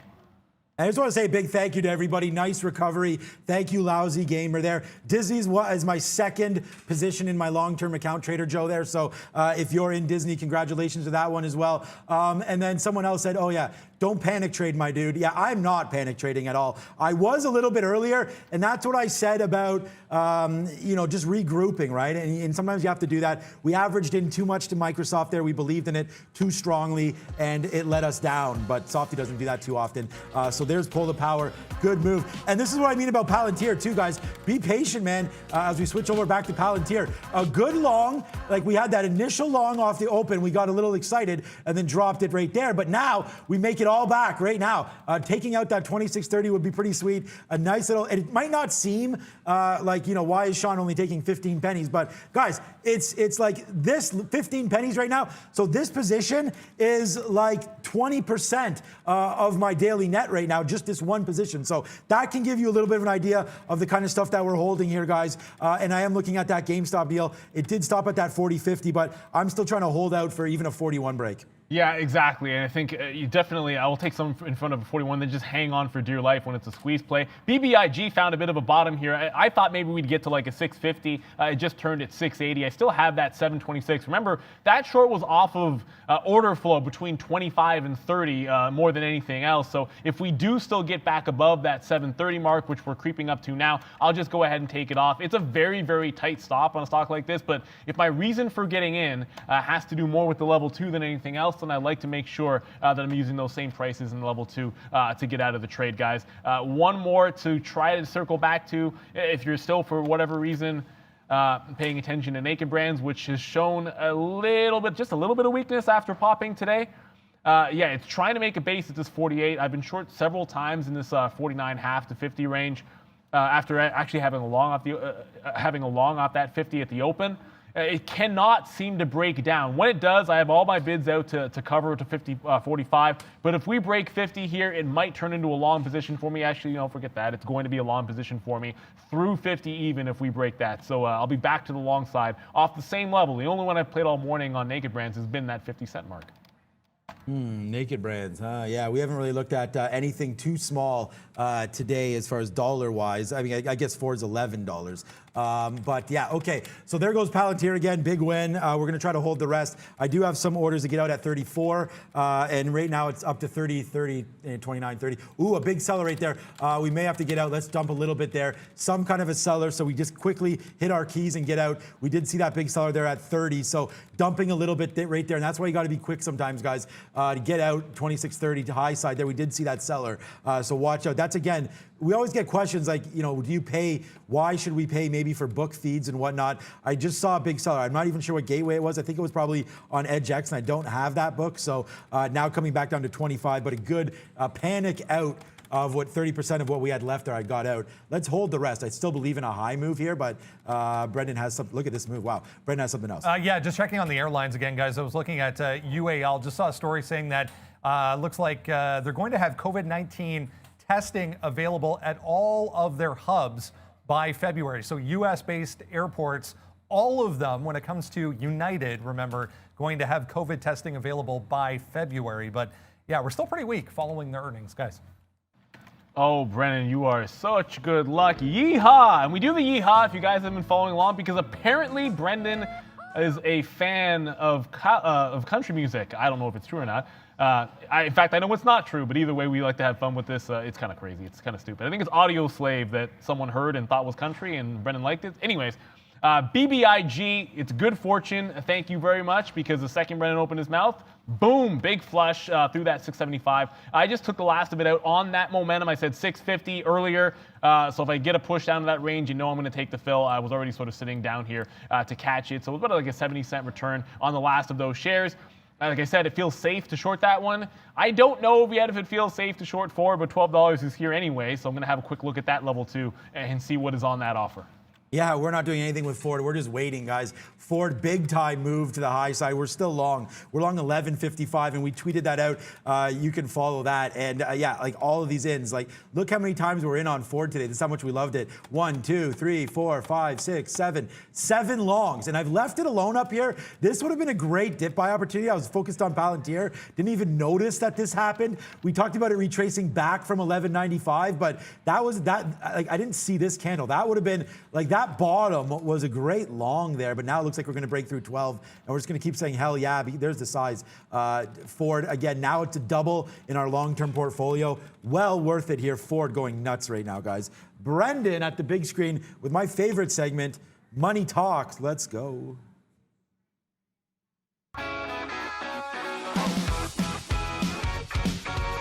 Hey guys, yeah, it's currency time. Let's have a look at what is happening so far today. We're seeing a lot of positivity when it comes to the individual currencies. Once again, talk about the euro and the CAD first here. Almost 0.5%, yeah.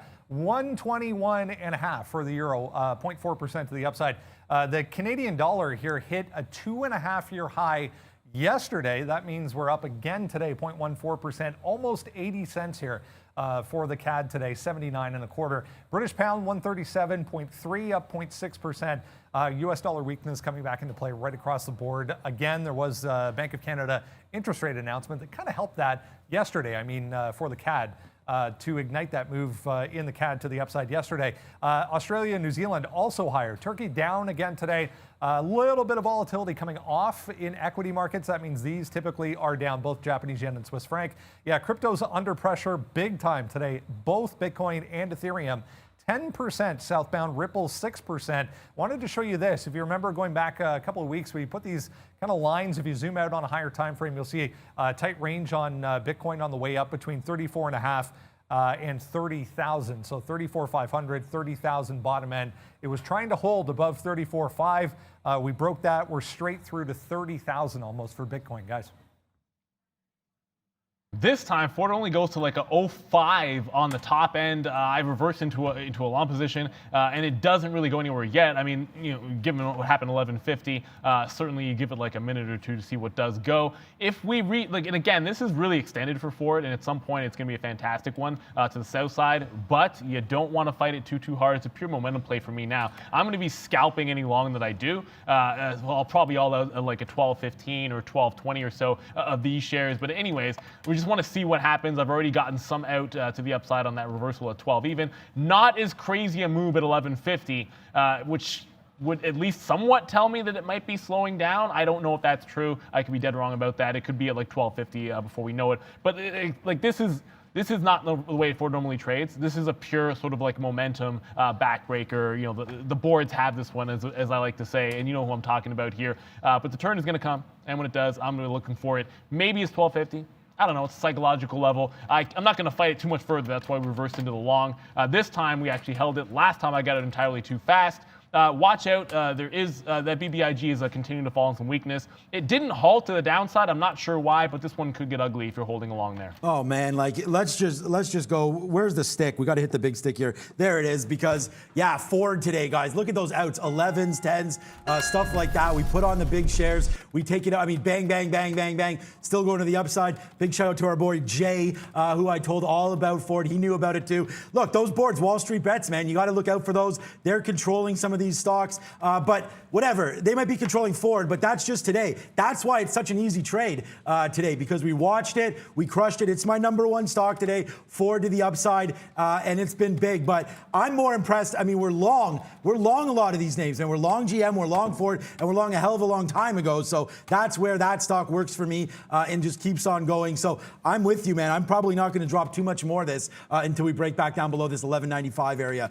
But Ford just keeps on going. When it was up 8%, I was like, you know, it could still go a little higher. Oh, and I did want to thank you, getting a lot of love, guys, on Twitter for the Ford call. What's up to Lori? What's up to a lot of you guys there? Thank you so much for watching the show. And I just hope that you're able to make money on this name as well. You can check the bottom to see what exactly we've done on this. And then there's Palantir. And again, feeling like Superman on this call, because We noticed, guys, like I told you that, I mean, didn't tell you, but I noticed that there was some kind of a seller that showed up. I think it was 26.30. So we finally step in and take a long there at 12. They brought it all the way back down. I still want to defend this 95 area. So we start the long now at 12. In case this is a real move to the downside, we will start building in the mid 26, like 26.05. Where's my bid? I'll tell you exactly where it is. I put one at 03. I should probably get one a little higher than that.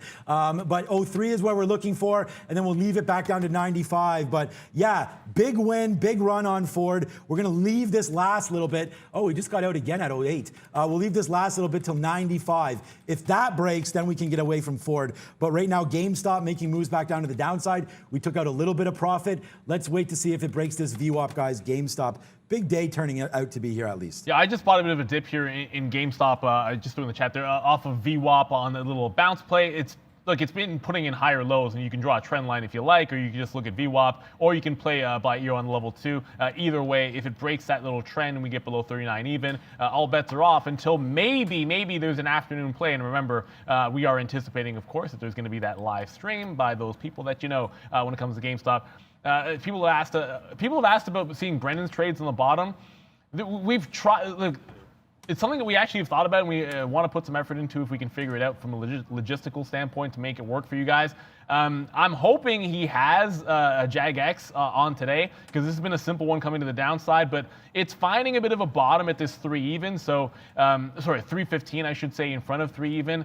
This is another one, and sort of also looking at Naked Brands. If it breaks 50, this one could be a bit of an afternoon runner. Remember, JAGX up 10%. This is not like a gap and retracement play. This time, it's showing a little bit of strength after already pulling back, guys. So it's a little bit different. This is not catching off 450. This is after several days of pulling back in and forming a bit of a base here at 3, why it could get interesting in the other direction in the afternoon.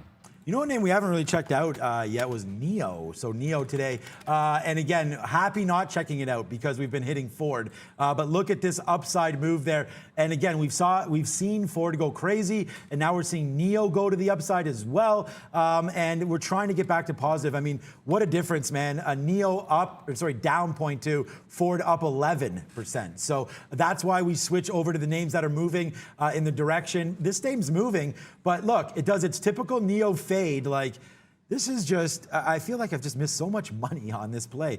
Straight to the downside, almost happens every day, and then it finds a bottom and starts taking off. And then this, again, like just such a missed opportunity. But again, we're on other names, so we don't care. But 57.07 there, you know, make some tops, comes back down, builds this beautiful bottom like we saw in Softy, 56.60, 56.50. We'll put that in our pipe for tomorrow, and then a break of 57 to the upside, or maybe even tonight. If we can get back down to VWAP here on Neo, I definitely think that's going to be worth a buy there. We dumped a little bit of Ford, and that's about it, as Ford just continues to wheelbarrow over the cash. So keep sending it, Ford. I like ye a lot. Yeah, I actually just got a fill on GameStop here and just about to tweet out. Staying nimble in this one. I think nimble is going to be the name of the game for me here. It just got up towards that 40 level, which I think I'll take some profit off before. I have a target up here in front of 41. Remember, we had that order from before. So I'm going to stick with it. As long as I'm net long in this position, I'll still have some shares that I want to get in front of 40, and then some I want to hold for above that 40 mark. But either way, GameStop bouncing off VWAP there. Like I said, I don't really know where. It's hard to tell because when you get like a momentum play the way Ford is, having a target it doesn't make too much sense unless it's going to be an even dollar. So we'll call it like 12.25 and 12.50. The next two levels I'm going to look at. I did have one dip buy on Fubo. If it retraces back down to that 32 level that I liked off of the open, it's a different scenario this time. After failing at 35 even, I don't think I'd be buying the dip on Fubo if it does go there. It's looking like that this could be a bit of a rollover. The market was turning strong, and Fubo still up 9%, below VWAP, below this 33 mark. It probably tests the actual low around 31.50. That'd be a better level for me to jump into that one. It's been a good stock today for me, Fubo, but I'm going to wait patiently for a little better than the price we had off the morning. Yeah, Fubo, Fubo was a big time missed opportunity, I feel like, there, because we knew the short interest was there. And yeah, we should have I should have hit it. Should have hit a little bit better. Okay, Ford still holding, so who cares? Move on. GameStop, who cares as well? Still my same position. I like it. We didn't get any longer. We're waiting for this. I still think 42 comes, so we're going to wait for 42 on that one. What a great dip buy this was here on Palantir. It's marching its way back up. You know what? Foolish not to take profit. So there it comes out there at 11. We're long at 26.11. We take some 11-cent winners there and get out at 22. Now, Palantir's been like a glove, man. The cash cow that keeps on coming is Palantir. So let's just let it keep on rolling through. But you don't want me. You want more Valeria. So what's up, Veep?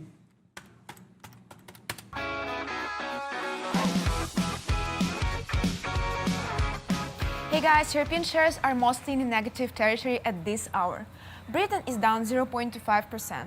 Germany is down 0.02%. France is down 0.59%. And Spain is down 0.95%. Lander Bankener trading in Spain is up 3.64% after an unbeat 2021 forecast. Back to the traders. A quick look. Ford just got to.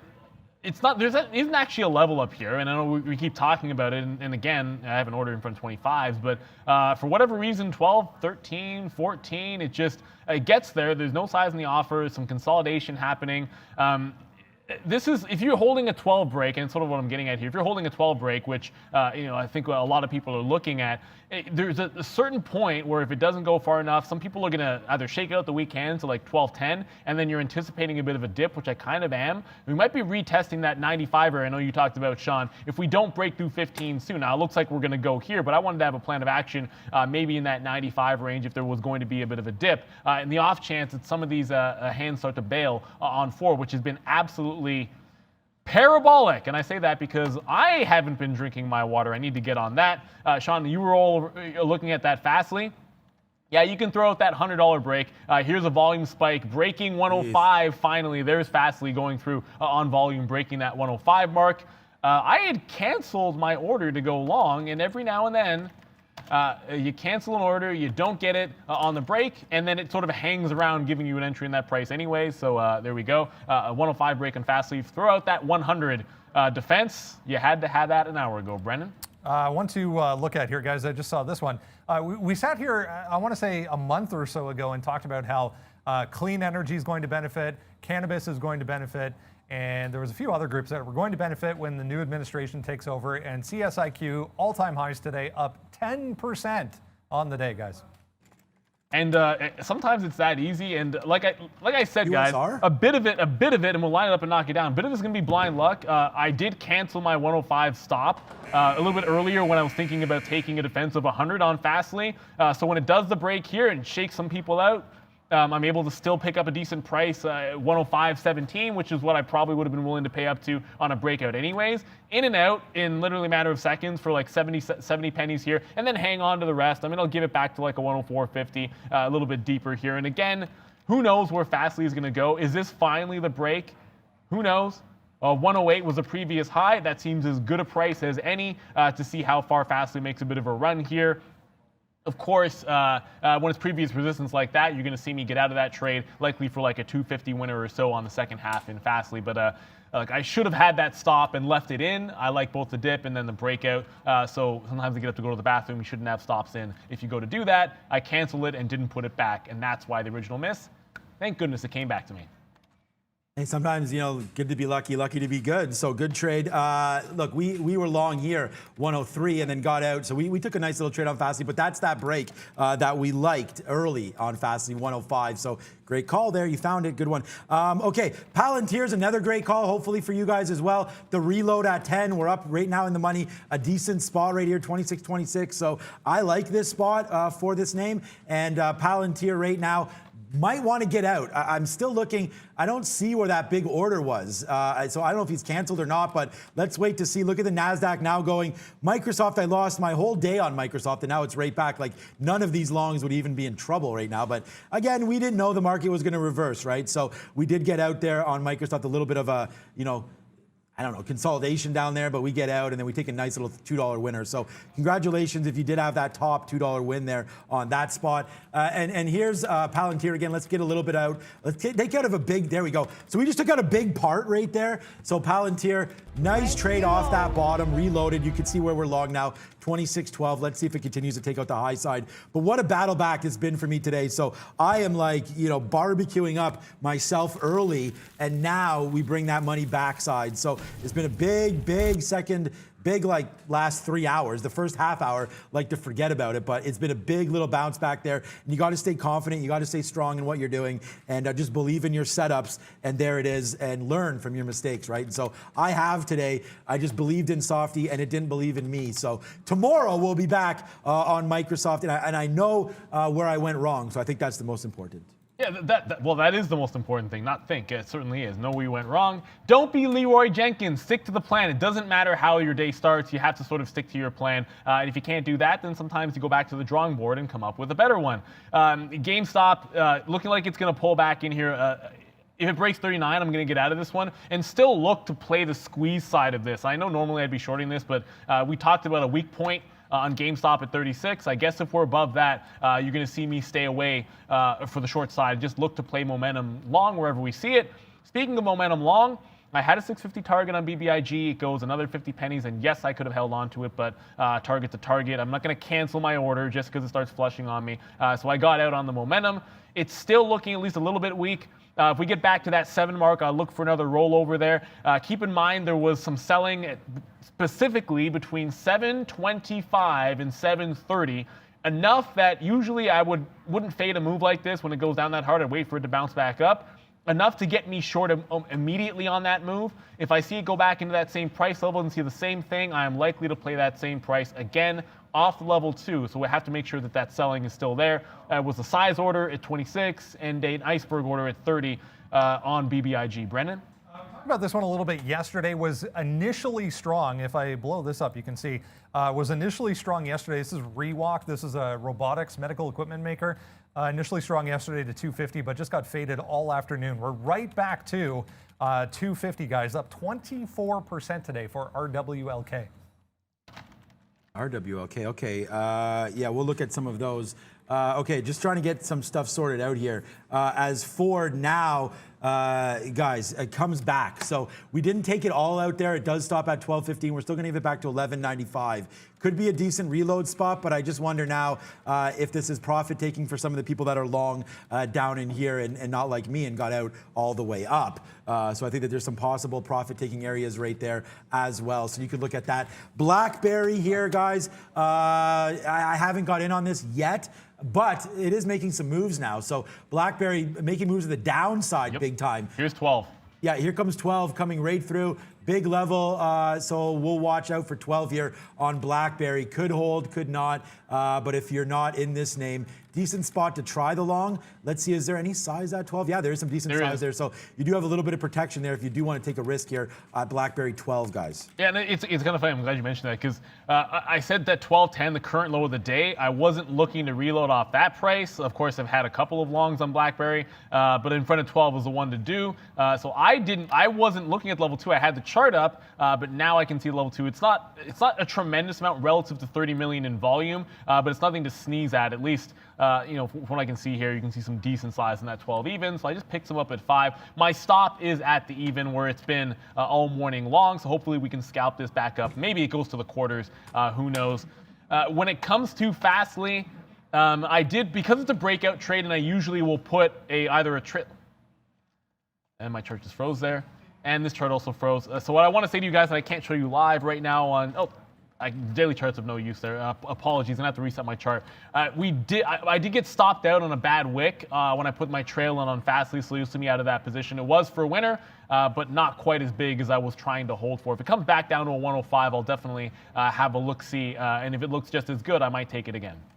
Okay, yeah, and okay, so BlackBerry right here, 1205, 1206.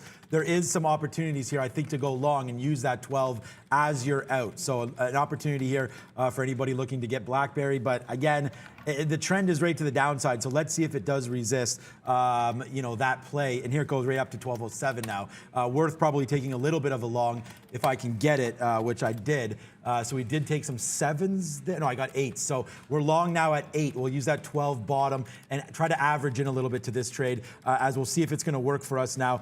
Palantir up 8 cents. We did have a nice out. I told you we were going to take out of half of our position, and we did. It's faded off of 30 a couple times now. But BlackBerry is the name that I'm looking at right now. See if we can get a little more long here and then play off that 12 like we said, guys. Yeah, and save one chart there. So you can see Fastly. And again, it's going to be this little wick. And there's we actually have multiple types of stop orders. And at one point when things slow down, maybe I'll talk a little bit about the difference between them. And we did a video on it previously. But there is a way to avoid this. I tend on some stocks to avoid using it because I want to make sure I get a good fill. And the more aggressive you are in trying to get the fill, sometimes you get these bad wicks. We have not really retraced just yet. And there's also a potential 106 breakout to get back into Fastly. And this might give me an opportunity, maybe even back at a 104, which kind of makes sense on a bit of a dip here. So going to be patient with Fastly to find another entry point, but I still like the long here at some point. Brendan? An IPO from last year. I was just trying to see what the day was. Yeah, it was last summer. We had Big C come to market, just pop up. This thing hasn't been doing much over the past few months, but 63 to 69. They updated their current quarter guidance today to the high side. So big volume on Big C, guys. Take risk and get rewarded right now. Look at BlackBerry, a nice little long. We took some out 10s and 11s there. Did we get 11s? No, we did not. We just got 10s. So a nice little risk reward spot for me there on BlackBerry. So we did take that in, and we got some out there at 11. So let's wait to see now. Now it's coming back in. We do have that size right there. Watch out. Look at the market getting faded right now a little bit. So BlackBerry could, hit that 12, but we did take some profits there. So at 11s, if we could get it up into the 20s, I think that would be like a killer spot to get some out. But who knows if that's going to come through or not. But I am looking to get some out in the 20s if we can get it. I'll take some more above 12.10 again. Our average price is 06, so, nothing to sneeze at here. I'm not going to take 2 pennies, but I wouldn't mind taking 5 if it can get going there. Here we go. Let's go, BlackBerry. You can do it there. Like I said, maybe we buy a phone after. I'm still rolling the Pixel 3, so I need to get a Pixel 5, but we'll get that soon. Maybe the 6 next year. Here we go. All right, BlackBerry. Nice move. We just got hit at 11, so let's just watch this go to the high side right now as BlackBerry working for us. So really happy that we put on, we put sort of our money where our mouth was a little bit there. Took that. Let's see if 12 holds, guys. I'm salty about it. Some things we do for you guys. My charts froze on me, and I wanted to get them back up so you could actually see what I'm talking about when I put it on there. So I missed the dip despite going on about it since this morning. It's going to happen every now and then. CLSN, this is going to go down as the one that got away from me. I did get stopped out of a short that sometimes if you average in, it means that I usually believe in it.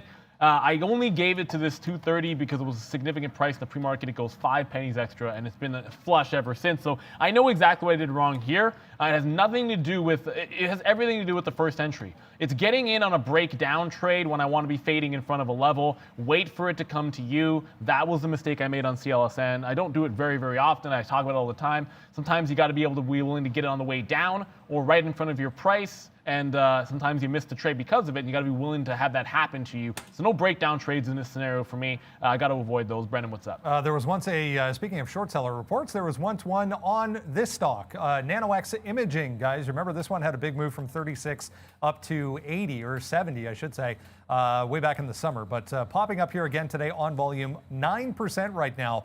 Just broke 57 there on volume, still coming in for NNOX. All right, Nano. I remember. Yeah, I remember that stock for sure.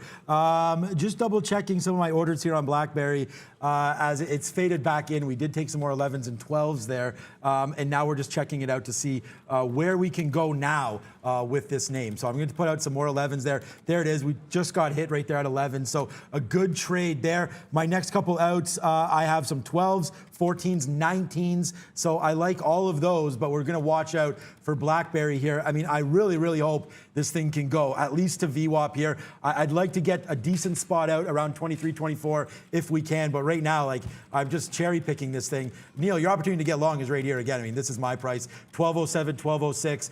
I'm only bidding 5s and 6s. It only goes as low as 1203. Oh, you're in now? I'm only bidding 5s and 6s on BlackBerry, trying to get those prices. I mean, at this point, maybe I should be extending a little bit further to like 6s, sorry, maybe even some 7s, which makes some sense to me now. But you know what? I'm trying not to be too salty over it. It's going to happen from time to time.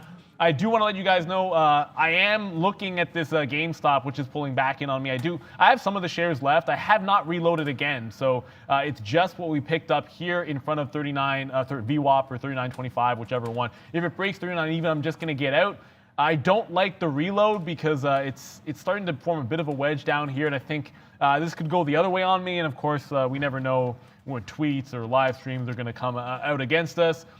Brent, I feel your pain. I just showed one that I missed, and one of our members here mentioning Gene being a good one. Yeah, I kind of missed this one too, and I said you look for the 930-ish pop off the pre-market level. Yeah, I talked about this. I talked about this in our setup right before the open, looking for it. I just didn't get it because we didn't have any locates on it. So sometimes there's nothing you can do about it. Now we have 99 point whatever percent of the shares we want to the short side. Every now and then you miss one.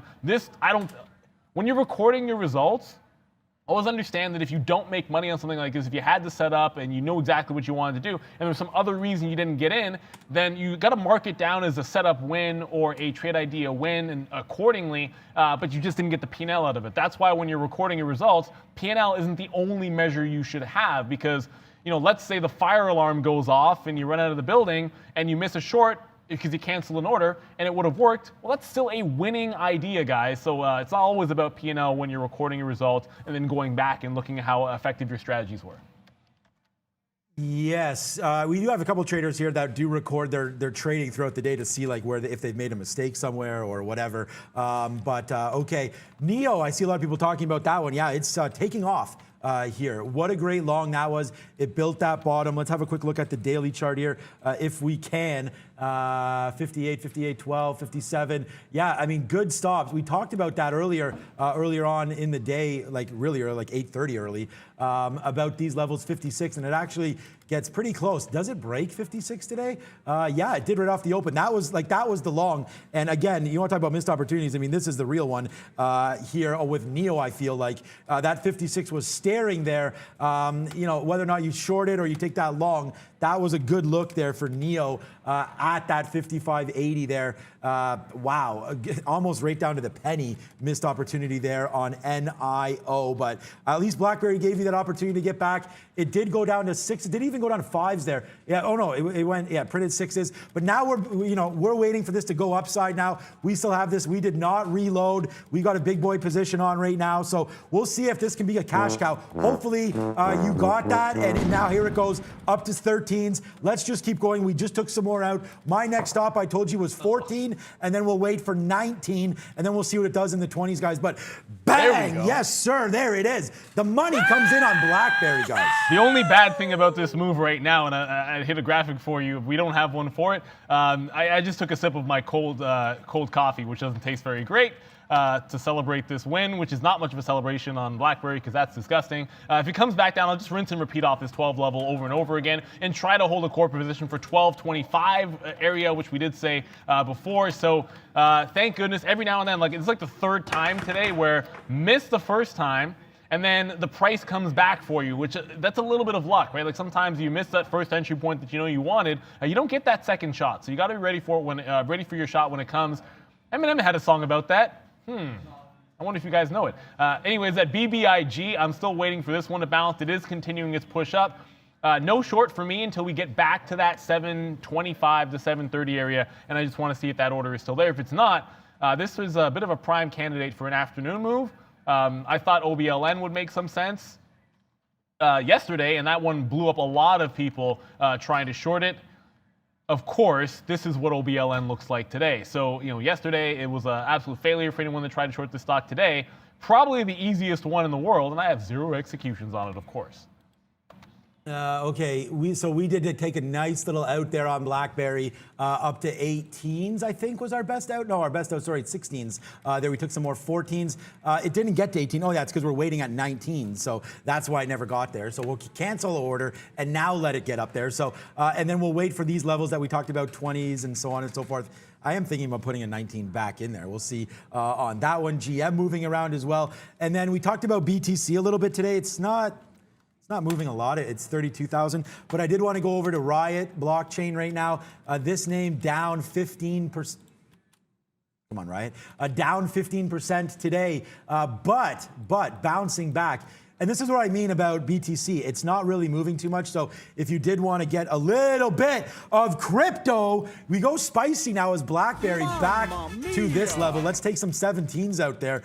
Just seeing my net just rip to the upside, rip to the north side right now, guys. We put our, like I said, we put the money, I mean, now my charts for some reason aren't changing, but we do put the money where our mouth is right there. Take, one of our biggest positions there today in BlackBerry, our only trade on BlackBerry. We wait, we finally get patient. We take some out there at 17, and that's a big trade. So yeah, my day has completely turned around. Thanks for all the support, and yeah, we've learned a couple lessons today, that's for sure. But it's been a fun day. I see that on the chat. A lot of you guys like that, and yeah, Miss V is the best. Trader Joe, you got that right. You better believe it. And is it? Well, it's already 11:20. That just seems crazy. The time is absolutely flying. I just look at this NNOX, and Brendan brought this to your attention. I'm just going back all the way to mid-December or close to late December, 57.25, 57.25, a bit of a level on this name. It's consolidating right around that same price. If you go back any further, 61 is the next significant price area. That's what's going to be on my radar.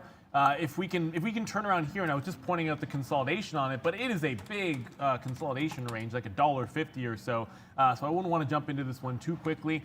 I'd like it at a better price, closer to that 58 level if I'm going to play a retracement. And then if it breaks down 57, that's going to be when the floodgates would open up. But if you do that, remember, if it breaks topside 61, next support, next resistance, that's a long ways away. So you got to have a tight stop there. 58.60 is the current high a day. And because I don't want to risk over $1, that's why I would only short it closer to 58 even on NNOX. The volume is very light there, so tread very carefully with any stop orders. And if it breaks down right now, I don't mind. The only way I want to short on this stock is with a tight stop, and I'm not going to pay down an extra $1 just to get into position. All right. Yeah, look, so today's been a pretty good day. It was a little frustrating early, and we can review the Microsoft trade, but we've battled back like, I'm just so happy. Okay, and there it is again. Like, this is what we're talking about. Like, it's just been amazing run that we've had, and today it looks like we'll end the show slightly negative, which is fine. Like, I'm down less than half of what I made yesterday, right? So it's gonna be our first negative day in I think 30 or so. So that's a good one. And yeah, today I just want to say somewhere, we learn every day to become a better trader, and hell yeah, we do. And that's what we're doing today. DFH apparently is the IPO. I don't know. We didn't even look at that yet. I'm looking at for IPOs, a big boy IPOs, but DP. Brendan, if there's anything you may know about that one, we'll look at it. I don't know if it's even open yet. I guess I could look. GameStop, I just want to talk about that quickly. Making a move back now to the backside. So we're still long right here. We've already taken profits on GameStop, right? We've already got in our first spot, and then I do this every time, like in there at 40, out at 40.40. So that's a quick 40 cents right there. And then we're waiting for down here to break 38.50 or so. Now it looks like we're going to get another ramp through 40 again. Watch for this 45th. What time is it? Watch for this 40.15 to break. And then my offer literally right now is at 41.37, so $1 higher than where I took this out. So let's see if it goes. Here we go. Here we go, GameStop. Here we go. Let's see if you Redditors can get this name going back to the high side. Let's go, Wall Street Bets. Start pumping it. What's up, Brendo? Yeah, anyone wondering, guys, what is it, DFH, Dream Finder Home. So we've done videos on Market Wisdom in the past about IPOs and why we like to look at ones that are, near that 1 billion kind of value. This one very, very small, so don't expect many fireworks, but 9.6 million shares at $13 were priced for DFH. So like 115-ish million for DFH, guys. So, I don't know if this is true that Citron is at 1130, but if it is, interesting enough that it's bouncing through this price. Look, if it's going to squeeze ahead of those guys going live, I'm going to do this. I'm actually going to cancel my order and just maybe hang on to this last little dip in GameStop. And again, it would just make a heck of a lot of sense to me that there are some people that anticipate the squeeze, just throw it in the face of Citron. And again, it's a pure momentum play here. I'm not advocating, hey, for your long $39, hang on to this, it's a sound investment. No, this is a day trade, a momentum play. We have to be flat at the end of the day. I anticipate somewhere during whenever this live stream is or after it is over, I will be out of that trade very shortly. But it's squeezing right now, so you might as well hang on to it, and I'm going to go ahead and do that as well, Sean. Yeah, hell yeah, and that's what I'm waiting for. I just told you 41.37, guys. So, we may just keep going to the high side here, and if you could as well, let's look at AMC. Go! I mean, this is going to be a big win for me, man. We are like way back from the dead here today. AMC is another name that they could get going at some point as well. So watch out for some high breaks, 310 or so on AMC. But look at BlackBerry. Boom! I mean, this has been such a nice end here. Like, this has been a great last couple hours as we keep the momentum going to the upside, man. Look at this BlackBerry buy, bang, around 12. We banged that one out. Look at this GameStop buy. We held that for a hell of a long time. Good bottoms there for Neil there, 39.38. But, it just stops at 41. So maybe we should have taken out $1, but... I'm not. What's up, Beep? All right, guys, a couple minutes ago here, I was just looking at QDN making a little bit of a move, but a little smally, lower priced Chinese stock making a move, guys. QD, if you want to have a look at it. Let's have a look at what is coming up for earnings. Some big ones again tonight. I just double checked. Yeah, Intel aftermarket tonight for INTC. Wowzers. And I took an unfair pot shot when talking about at IBM anyways, when talking about some of the bigger names in tech and having successful AI investments in terms of roundtables and think tanks there. And it's not a shot at IBM. Intel is definitely going to be the one to watch here today. Not much on that list that we care too much about. Probably, and I don't want to speak for you there, Sean, but I feel like it's a safe thing to say. As we did mention, I said 11:30. I don't actually know if that's true when they're going live with this live stream. A Citron that is about GameStop, but the idea for me is to hold into it, thinking there's at least a decent chance that it could squeeze during that time. That quarter mark is coming on BlackBerry, so it is what it is. I'm basically all out of it now. If it gets the view up, I'll definitely be all out of this one. We're gonna in a minute do the go to what national day it is. Before we get to that, the last position, and the only reason I'm gonna bring up Naked Brands is because as some of these things are kicking off and looking fantastic and some momentum plays to be had, I still have some of this Naked Brand short. I am going long on the stock on a 50 break, guys. It's just, it made a bit of a base at 48. I had my orders to get out of this flush fake. It went down there. It did not. I only got a quarter out, but I'm reversing. 50 looks like it could be a momentum push on Naked Brand. So usually I don't go long. I've gone long once. Today I'll go twice if 50 breaks on Naked Brands. It is time for the National Day with Miss V, who you guys all love. Maybe a little bit of a boring one, I think. My daughter would disagree, though. Hey guys, thank you very much for joining us today. Hope you had fun trading live with us. And please don't forget to hit thumbs up, as your support means everything to us. We will see you tomorrow at 8:30 a.m. Eastern Time, and happy National Granola Bar Day. We love, my kids are all over granola bars, guys. Yeah, that looks pretty good. Look at BlackBerry right here, guys. It goes all the way to 12:30. So, I mean, that's what it's all about. I mean, making those plays, making those calls. Thank you for this 50. I'll address that in a second.